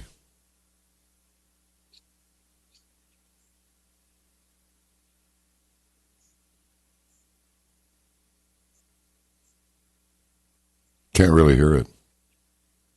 Okay. Basically, he's saying that he's asking the world to save him and his sister because they lied, they're cheating, they're twisting things, and he's locked up, and he wants the world to help him and save all the children here who are all being persecuted and punished, and only the children actually know inside these buildings what's happening to them. Very few people can get in and get the information, but this boy is getting his information out. So and he's American, by the way. And he's trying to say to the American people, why did you pay all this money to lock me up and keep me from my entire family, just so that these people can make $5,000 on me? It's possible he can die in that institution because he has a serious illness and they're trying to medicate him, which could actually kill him, by the way. Yeah. Now, I don't know about you, but I can't sit back and just say, well, that was nice. I think I'll just go and have some tea. No, I guess not. I want your audience to understand that the American funders of everything that's going on inside here are killing both Americans, foreign nationals, and Israelis, and children. Well, let me ask you this. Let's get radical here. I mean, all right, a little more radical. What's the solution, or is there a solution? Certainly there must be. Somebody told me today, a very nice first-class lawyer in a different city, that when Bibi Netanyahu goes, it might help because the corruption really has gone crazy in the last 20 years. What's the solution? We need to finish the funding of the American funders and stop the trafficking of the children, because the trafficking of children is the root of how to break the family. And the only way to break a family is to break the man. So the radical feminist agenda is break the man. Okay. Destroy the man. Now, these men are taking their lives every single day here, by the way. You know, there's one every day or two that's dead. Because they can't live with the, they can't do anything. The poor people, instead of funding all these nonsense organizations here that just fund themselves and have parties, people need to fund directly to the people here, directly to the poor. Give them a voucher, give them, something that can't be stolen from them. If you want to really help average people in Israel, they need direct help, not all this nonsense of these organizations that you don't see a dime here. These charities that are all set up, all these Jewish funds, Jewish National Fund and blah, blah, they're all scamming. They're not helping the people at the deep end. Do you know how many people want to leave here? No. I would say basically, today I just saw a Facebook post where somebody said, does anyone want to go? Yeah, there's a group with 20,000 people in this group. It was a resounding how, yes, when, now. Get me out of this disgusting disaster of a country. And these are people who actually love the land and the people. They just can't live here anymore. Okay. They can't survive. Now, these people who are all funding away from the United States, some of these people are earning $100,000-$300,000 a year. And let's put it into monthly terms. They may be earning 30, 40, 50,000 shekels of Israel money, and the average guy's earning 4 or 5 here. And he's got to feed a family with that. Nothing reaches the people. There's nothing that's handed out. There's nothing that's reaching any of the poor people here. There's no justice. There's nothing. And I mean, I've been here a long time, and yeah, I sat in a millionaire's house for 4 days. Don't get me wrong. I didn't just sit around with wasting people. I've been with the rich, I've been with the middle class, and I've been with the poor. TV stars, radio stars, music producers, TV, technicians, doctors are all on the street, John. They're all on the street, homeless. And one more time, this happens how? Homeless, why? it starts with in the domestic world, it starts with a false claim at the point of breakup. So you're saying that the feminists are just ruining the men, and they're, I mean, do you know how much of a stretch this is for some people to believe that anything like this is even possible? Like you have a legion of feminazis just destroying men and casting them out into the street homeless, and how do they support themselves after that? Well, most of these women you see in Jewish law are not financially responsible for children. It's against Jewish law. The woman doesn't pay for the upbringing of her children. So when the woman breaks up with the man, all her financial responsibilities are out the door. You know, her money's hers, his money is all hers, and the children's. So, you know, he's going to have to get 2 jobs, 3 jobs, 4 jobs, work around the clock, live on the street, but he will pay the money because she's not liable under Jewish law to bring up her children. And if he doesn't, he goes to prison. Every time. You know, I have a guy who's 50% disabled from strokes, and I mean, he's broken. He brought his children up for 6 years. She turned up after leaving him, took them all back, threw them all into various institutions, and she's collecting nearly $2,000 a month from a disabled man who's getting $400 a month to live on. And he's going to jail well, he's probably in jail now. Even though he can't stand up and he needs surgery, he will be in prison. And he'll be dead soon. I know he's going to be dead. I can spot the ones who are going to die. I'm pretty good at that now. And I know he's not going to make it. Because that's what they do. If you come out of the feminazi domestic side, then I can be a feminazi woman here and say, you raped me. And everybody here has been raped by fingers. They don't get raped by anything else because you don't need to prove DNA or anything. So you just go, he touched me, he did this, he did that, and he's going to go down for rape. I don't get it, though. Why would somebody do this? I mean, do any of these women love their husbands and don't do this, or what? I think there's quite a few people that do love their husbands, but when they get divorced, they turn into different people because we're back to the feminist organisation of Vitso, who trains social workers, the system's set up, and the word is, just say he's violent. Just say he's violent. That's all you need to do. Now, social workers are women. Let's remember this, 90% of them are women. They're also immune from cross-examination, lying, and they can do what they want because they're women too. So they can lie their heads off about children. They can just go to a judge and say, this child's beaten, this child's raped, we want that one, and they'll take the child and nothing you can do about it. Nothing. And what do they do with the children once they get them? I mean, we've got these huge pedophile rings that people are attempting to investigate over here involving... Well, we do too. We've got masses in Britain. It's all going on, isn't it? Paedophilia. Yeah. Do you know what? I don't think there's a lot of paedophilia here in that sense. They're assuming that every man that lands here drinks a glass of water and turns into a child rapist, right, if the numbers are to be believed, which is absolute nonsense. We do know that children are medicated in these institutions, heavily medicated, with Risperdal, Ritalin and worse, and pumped full of drugs. So there's a big drug profit in children, and some of them are given these drugs as young as 3 or 4. And, you know, there's a lot of, we know that some of the institutions have been investigated for raping and abusing and touching these children, but the government have done nothing in the 2 years since the investigations were done. All right, and you keep an attorney close by. Why? Very close. Yeah. After I got arrested for literally just standing on the street, I knew I might have a few problems, and I have been in and out a few times just to extend the visa. And I did go through the West Bank on one occasion to travel, and that they held me for 5.5 hours for that. And just wouldn't let me go through all the checkpoints for 5.5 hours. It was really long. And I know that they're probably just kind of keeping an eye out on me. So it's always good to know that you've got a lawyer fairly close to you.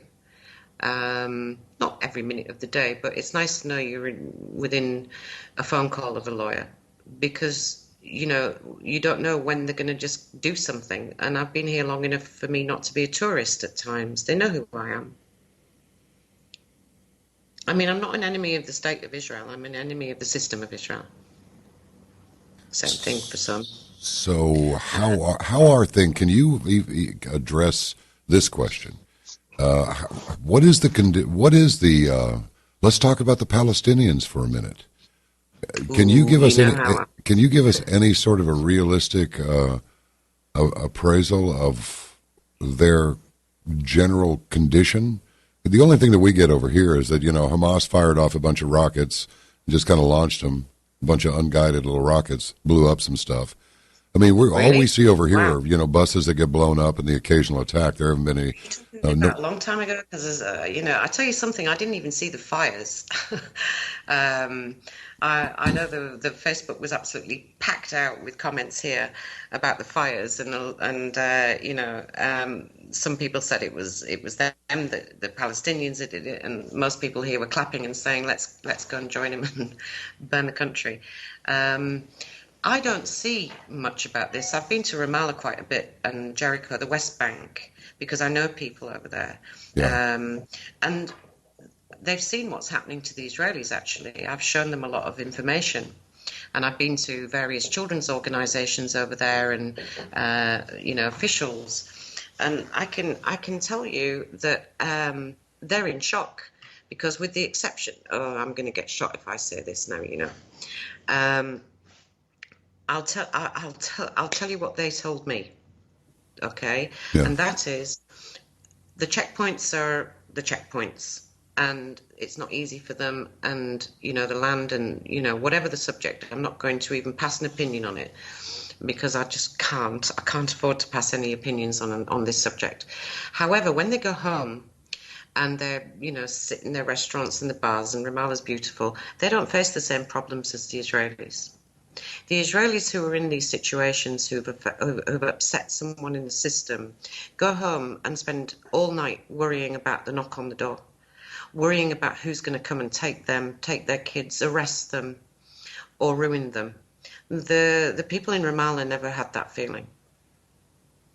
And I met plenty of people over there in 9 months, and I know plenty of people, and they cried when they saw the evidence I had, and they wanted to go out and save all the Israeli children. And they didn't understand why the Israelis won't, because the Israelis are afraid, because that's how they're raised. So you have a schizophrenic situation in that the IDF are powerful and everyone hates Israel for all this mightiness that you see on the news. But actually, they're not really like that at all. They're really passive. And it's just propaganda. They are very passive. And I meet Arabs and Israelis, Palestinians in Israel all the time. And they all go to each other's restaurants. They all sit, they all chat, they all talk. It's not what you think. It's not what you think. You don't see all the Palestinians running away to Greece or Europe to try and find refugee status, do you? No. So they're not that discontent. Now, I'm really going to get shot for those almost political remarks because I'm not saying, they've got it made, because they don't have it made. Clearly, they don't have it made. But one Israeli said to me, the checkpoints are a disgrace. I want those people out. However, as an Israeli, I have 10 checkpoints. I have a social worker, I have a judge, I have a cop, I have my ex, I have spies around me, I can't travel, I can't leave, and if I do, I have to pay $500,000 for a week's holiday. Tell me about being trapped. Wow. So I don't see that these people together are in any other, they're both the same. So, now the Palestinians, are surrounded by ISIS. They could either go and join and fight, or they can leave and flee, but they don't, because generally most of them have told me they get up, they have a cup of coffee, they go to work, they do their thing. They don't get up to kill an Israeli, and Israelis don't get up to kill Palestinians. They really don't. It's just like a bad day in Boston, It's a bad day in New York, gang fighting on the borders, but I don't see anything, and I've been all over this country, and I've been here in intifadas, and I don't feel a scrap of tension here right now. Nothing. So you originally went there. Why? Pardon? You originally went to Israel. Why? Oh, I went on holiday, and they were selling them really, really cheap in 1987. And I didn't know why, because I'd never really been or heard of Israel, but they were selling holidays to Eilat for next to nothing, unbeknownst to me, because there was an intifada. Right. Okay. So So I just turned up here for 2 weeks in the middle of an intifada, and they were selling dirt cheap flights from England. well, that's almost 30 years ago, Yeah, it is 30 years ago. and so I married, and it's not a serial habit.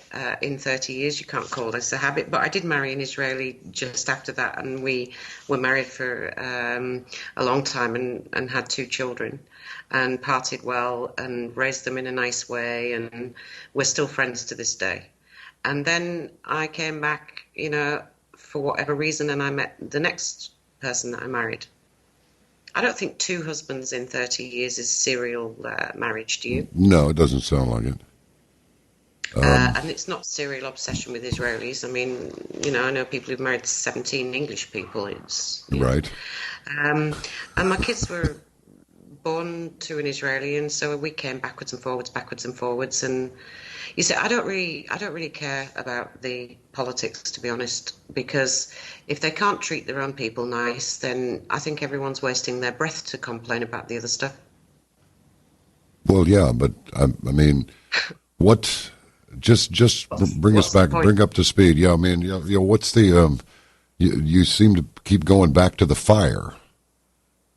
Well, that's because I have loads of friends here, and I've made loads of friends, Gotcha. and I know the people that I write about. I don't just meet someone and go, "Oh, that's interesting. Let me write you a blog." I might know them for a year, and I don't always write about all the people that I do meet, and I don't write about the people that we do help. And so, you know how it is, John. Life just takes you into places, and you didn't know you were going to do it, but you have to do it because it's the right thing to do. Yeah, I got you. Yeah, I you mean, really isn't never. it the right thing to do to try and save a raped kid? Oh, absolutely. So why is it that the Americans don't care when I tell them all this stuff? And they actually tell me, better the kids die than I hear it from you. Wow. Yesterday, just as an example of dumb Americans, sorry, dumb Americans, you're all listening, I didn't mean it this way, a dumb American. There is a woman from Norway who has lost her child, okay? They have a big problem in Norway. She's raised a group of 14,000 people to fight this, and she's pro-Palestinian. She's also now pro-Israeli because she can see the difference between the people and the government. And because she said that, an American came on my Facebook and said, "You don't deserve to be a mother. I'm glad they took your child because you support Palestinians."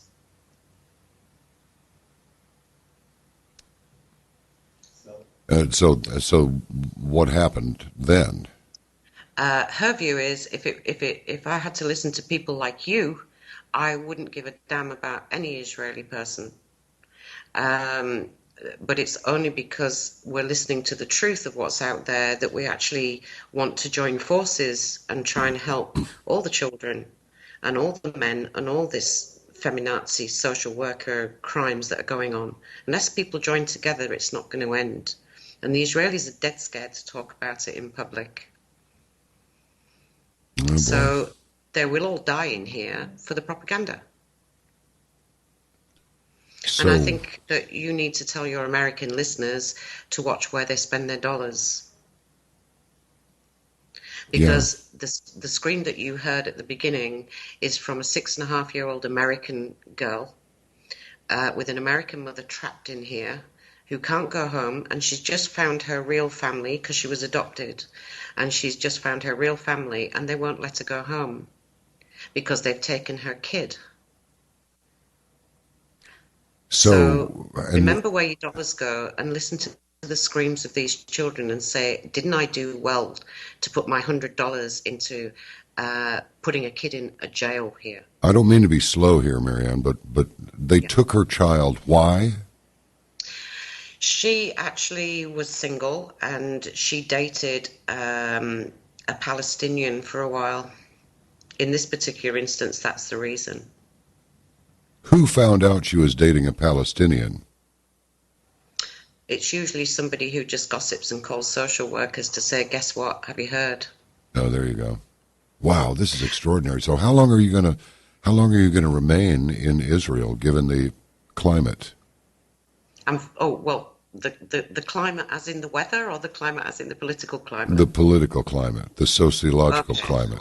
I'm going tomorrow. I'm going to leave tomorrow because I've run out of money. Literally ran down to my last dollar. So I'm leaving here and I'm going home to spend a bit of time with my own family and things like that, and get some strength back and see where the future takes me. But I don't think far ahead. It's a day-by-day thing. What's that It last really part? is day by day. What's that last part? You don't think what? I can't think that far ahead. Oh, gotcha. All right. Well, I didn't know I was going to be here 9 months, but and do you know what? These people are amazing. I really, really love these people.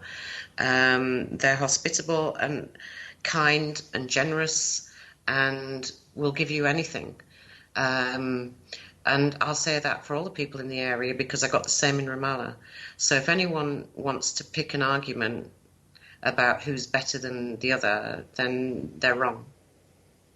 isn't that something? Or are you going to return to where you are, or are you thinking you might stay out of there for a while? I mean, No, I'll be back. The good news is that, oh, by the way, congratulations to you. oh, thank you, Yeah. thank you very much. After our last interview, the interview that we did got into the hands of a film company in Romania. And the film guy came over to see whether what he'd heard was true. And he spent a few months here filming a trailer, and he is intending to raise the funding to come back and make a full film, which will take a year to make next year, and then release that film the following year to all the film festivals and companies worldwide.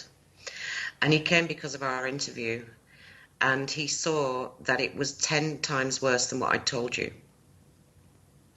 Only 10 times worse.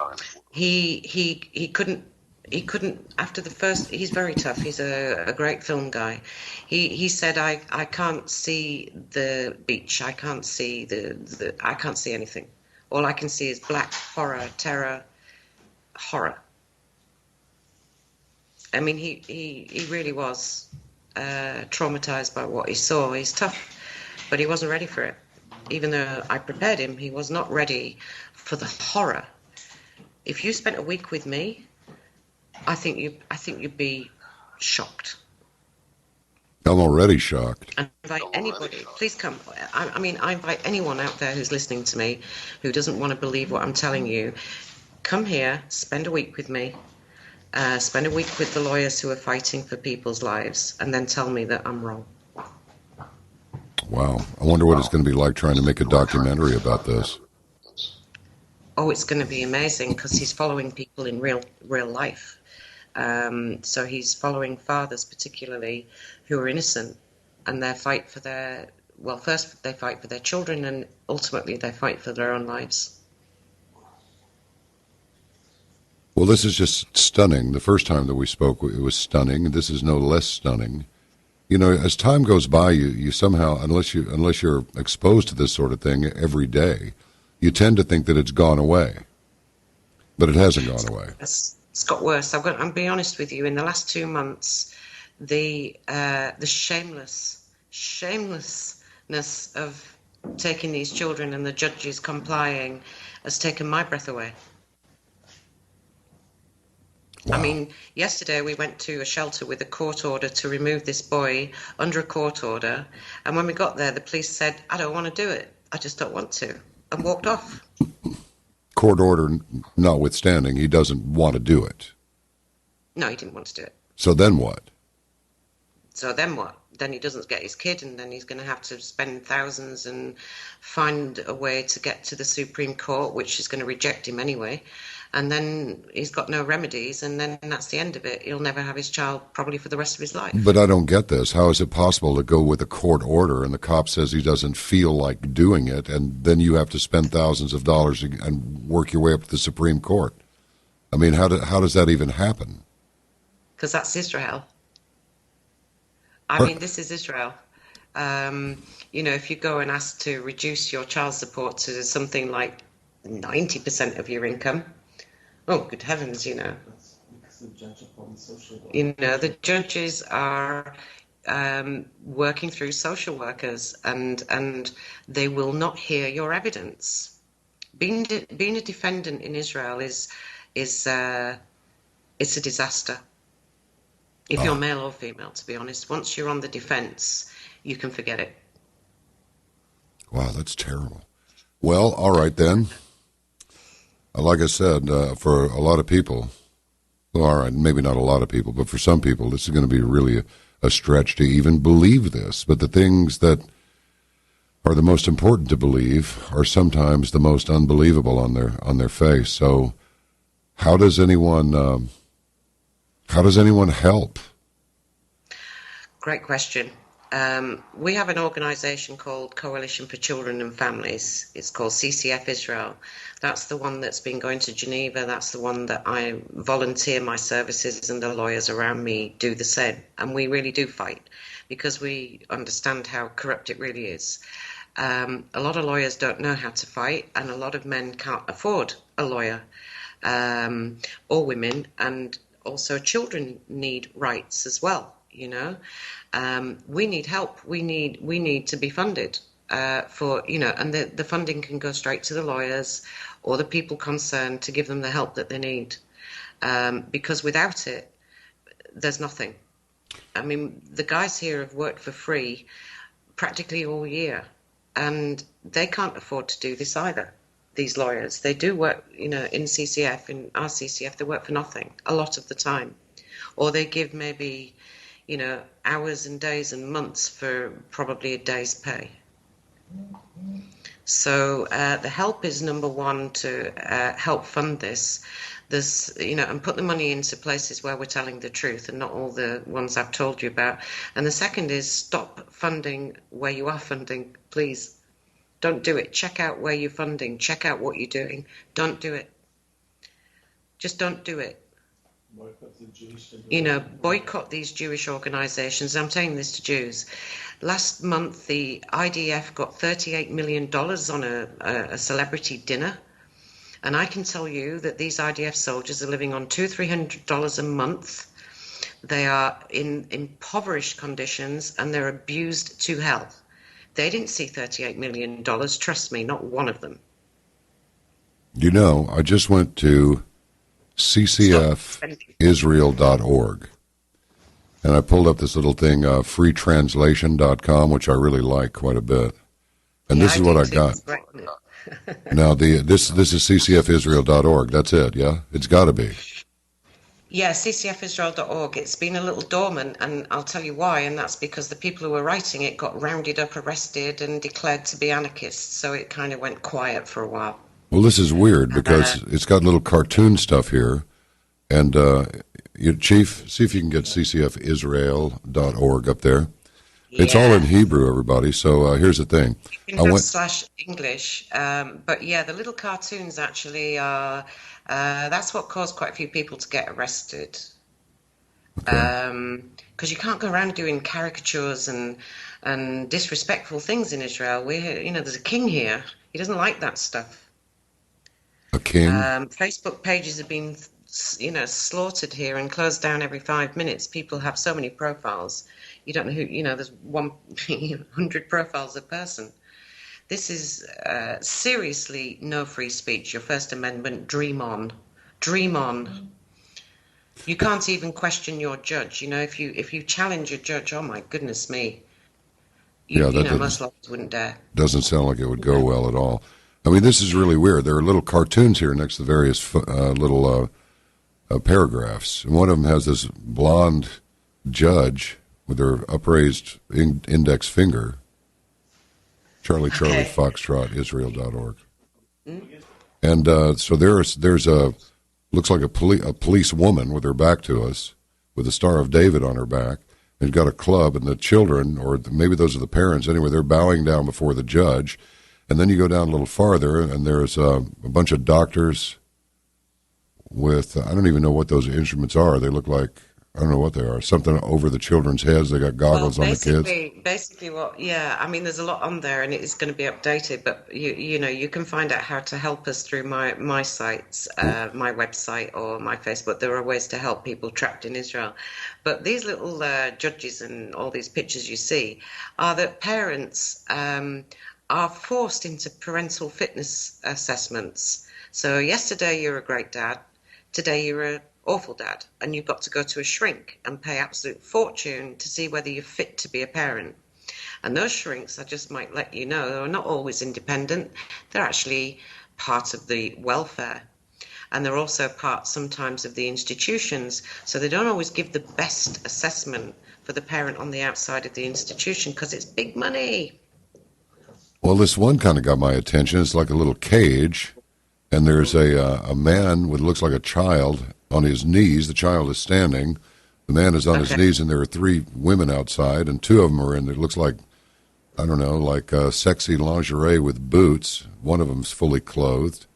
And what I read here, what I translated, is because of the economic incentives for dismantling of the families, family values and social is well, this is translation stuff, but because the economic incentives for the dismantling of the families, family values, and social is disintegrating completely, that the state is not reserves the right between parents and children. In fact, the state, and there's a Hebrew word, women disintegrate and disconnect all family contact, was present on the eve of the date of separation. The Supreme Court family, you shake their hands on customer relationships, parents and children's, and the entire responsibility for the Ministry of Social Welfare, social facts, are to ignite and to provoke a fire between the couple to justify the existence.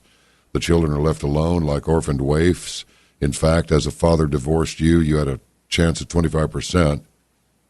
Welfare will send you and your children to contact known infamous, where you will receive an hour a week in prison and incarceration. The contact centres are 64 of them here. They are around about 25 to 35% of children here in broken families have to go through there. They are really horrible. I've been in some where it's just a bald piece of land with garbage all over it, and that is a contact centre. Wow. The places are little broken offices, and they actually then, the father, majority of the time, go to see the child there for maybe an hour every 2 weeks, under supervision with cameras, and that is their being a parent. Now, every contact centre also makes money because they make about $150 per hour for every visit. And there's 64 running around, 6 days a week, 5 days a week, 10 hours a day. Full of kids. More money. Yo. It's the highest visitation per capita in the Western world.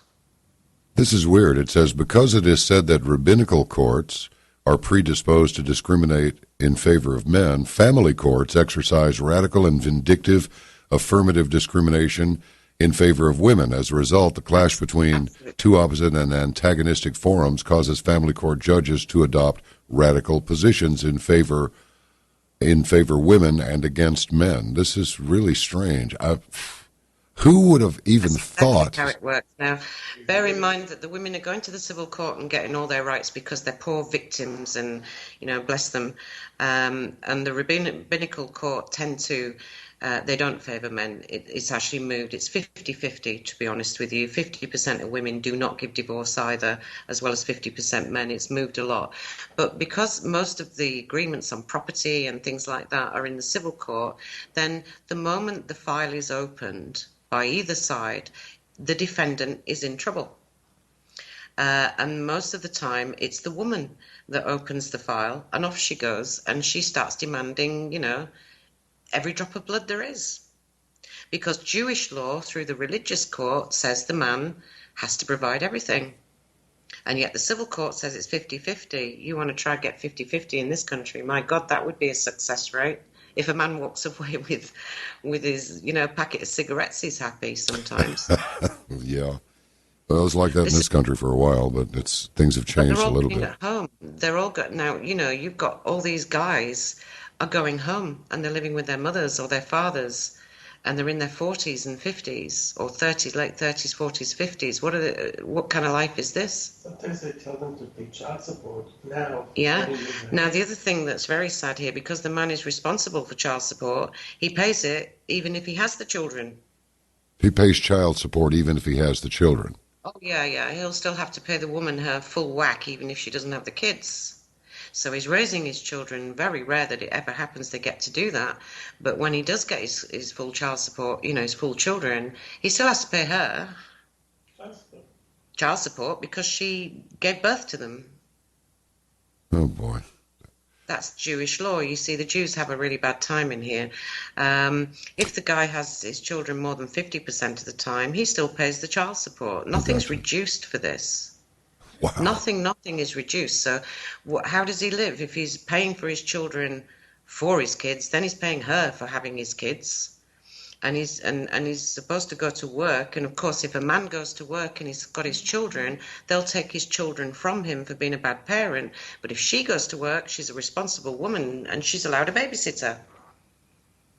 Oh, this is crazy. And you think it's not feminist? Oh my goodness me! And I'm a woman, and I like women as general people. But these feminists, you can see them on the street. They are.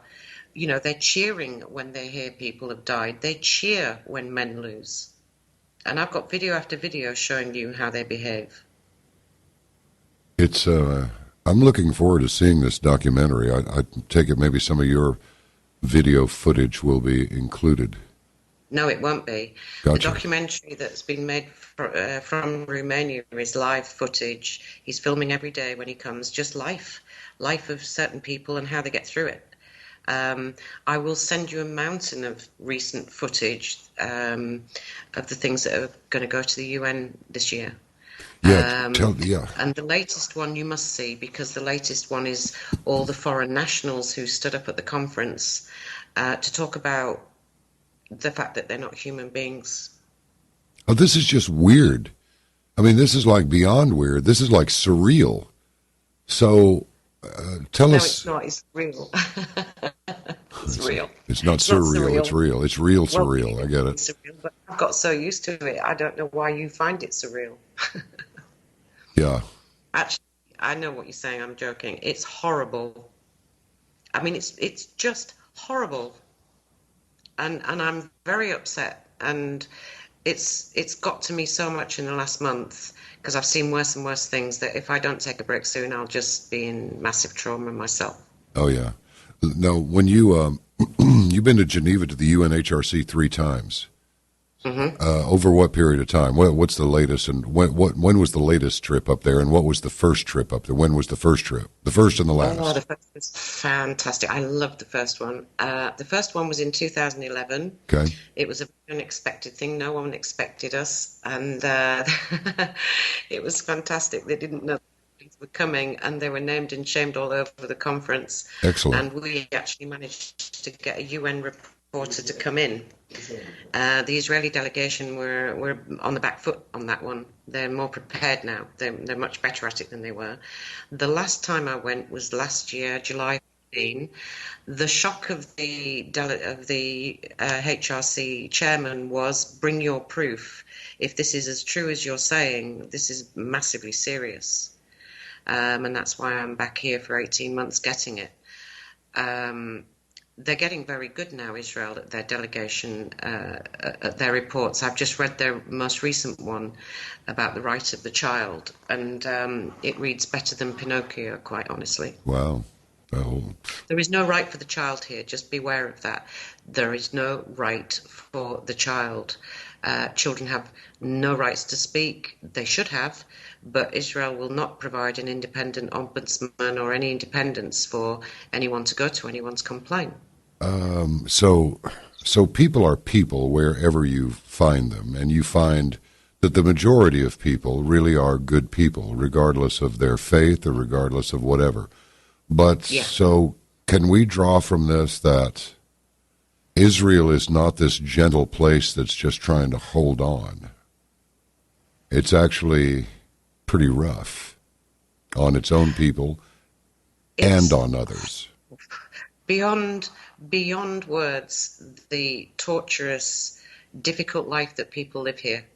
The wages, the food is 3-4 times higher than Europe.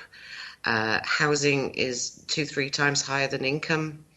The bailiff office here is the jailer of over 1 million people, and they are being sued right now for $1 billion by American Israelis inside here who are trapped, which is great news. We're really pleased to hear that is going to happen because they're primitive. If you make a mistake here, then you lose your driving license, your passport, your bank, your right to work, your right to a credit card, your right to breathe. And people think it's a picnic from all the videos of come and make Aliyah. It's not safe for the Jews outside. Come in here and we can do it to you from here. Wow, this is just crazy. Well, I'll tell you what, you've opened my and other people's eyes even further than they were. I'm thinking we should speak with more frequency. A lot can happen in 7 months. Oh boy, I think so too. And I know last time I spoke to you, you offered me some help with some outlets to get all these things out because the media censorship on this is stronger than anything I've ever come across in my life. These stories are 99.9% impossible to take out. No, anyway. you know, I've met SEALs, I've met CIA guys, I've met some other ones, but I've never met any Mossad. I suspect that if we join forces, I'll get to meet some of those guys too. Well, they don't like to tell you that they're Mossad. You know, they're the ones that never tell you that they are. Yeah. Shabak don't mind saying, yeah, I'm Shabak. Yeah. But these stories are dangerous to the image of Israel. And they're showing Israel as being a real place with problems. It's not a democracy, but it likes you to think it is. These people deserve to live like you do, or me. Okay, so it's not perfect. The country has a lot going for it, but let people live. And why keep it a secret? These, self-hating Jews who are complaining are going to die in this country for someone else's ideals, and I don't think that's right.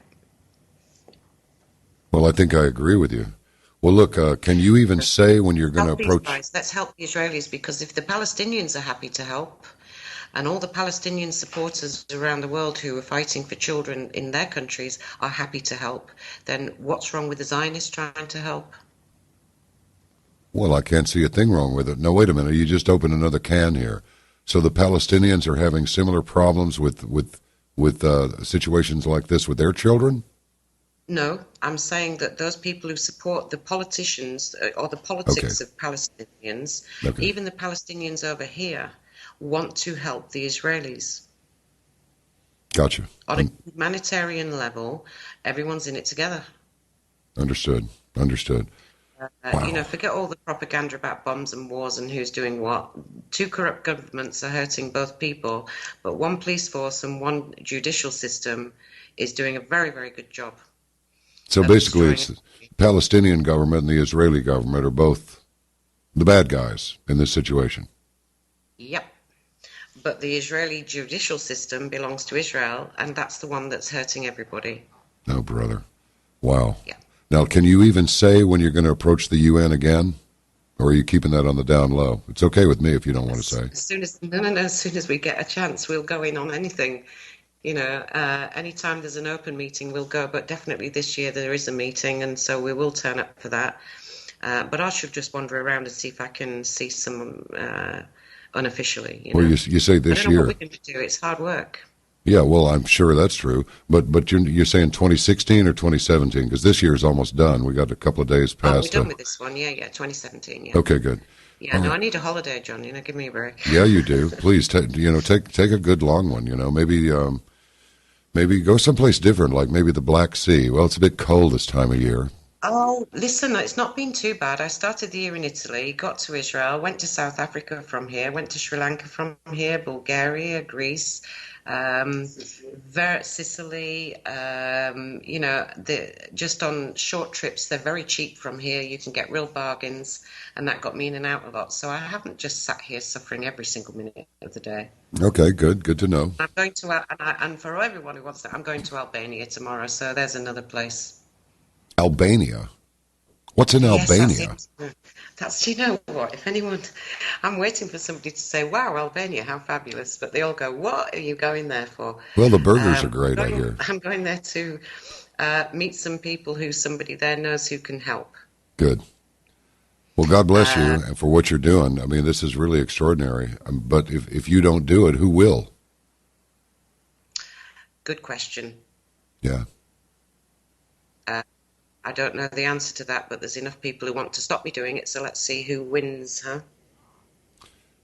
Well, I'll tell you what. I'm going to give the caravanners a couple of 3 days to see this program, because I always do, because they're members. I want to take care of them first. But would you object if we put this up on YouTube? Would that be good or not so good? You did it on YouTube last time. I can't find it anymore, so we have to I think Ken said I could have it and post it myself. What I would like to do is give you some key videos and stories of these Americans and these immigrants they're speaking for themselves, and let the people see for themselves that this is hell for people. Israel, hell. And I'll give you all the links that you need to get onto those things. All right. Well, I'll tell you what.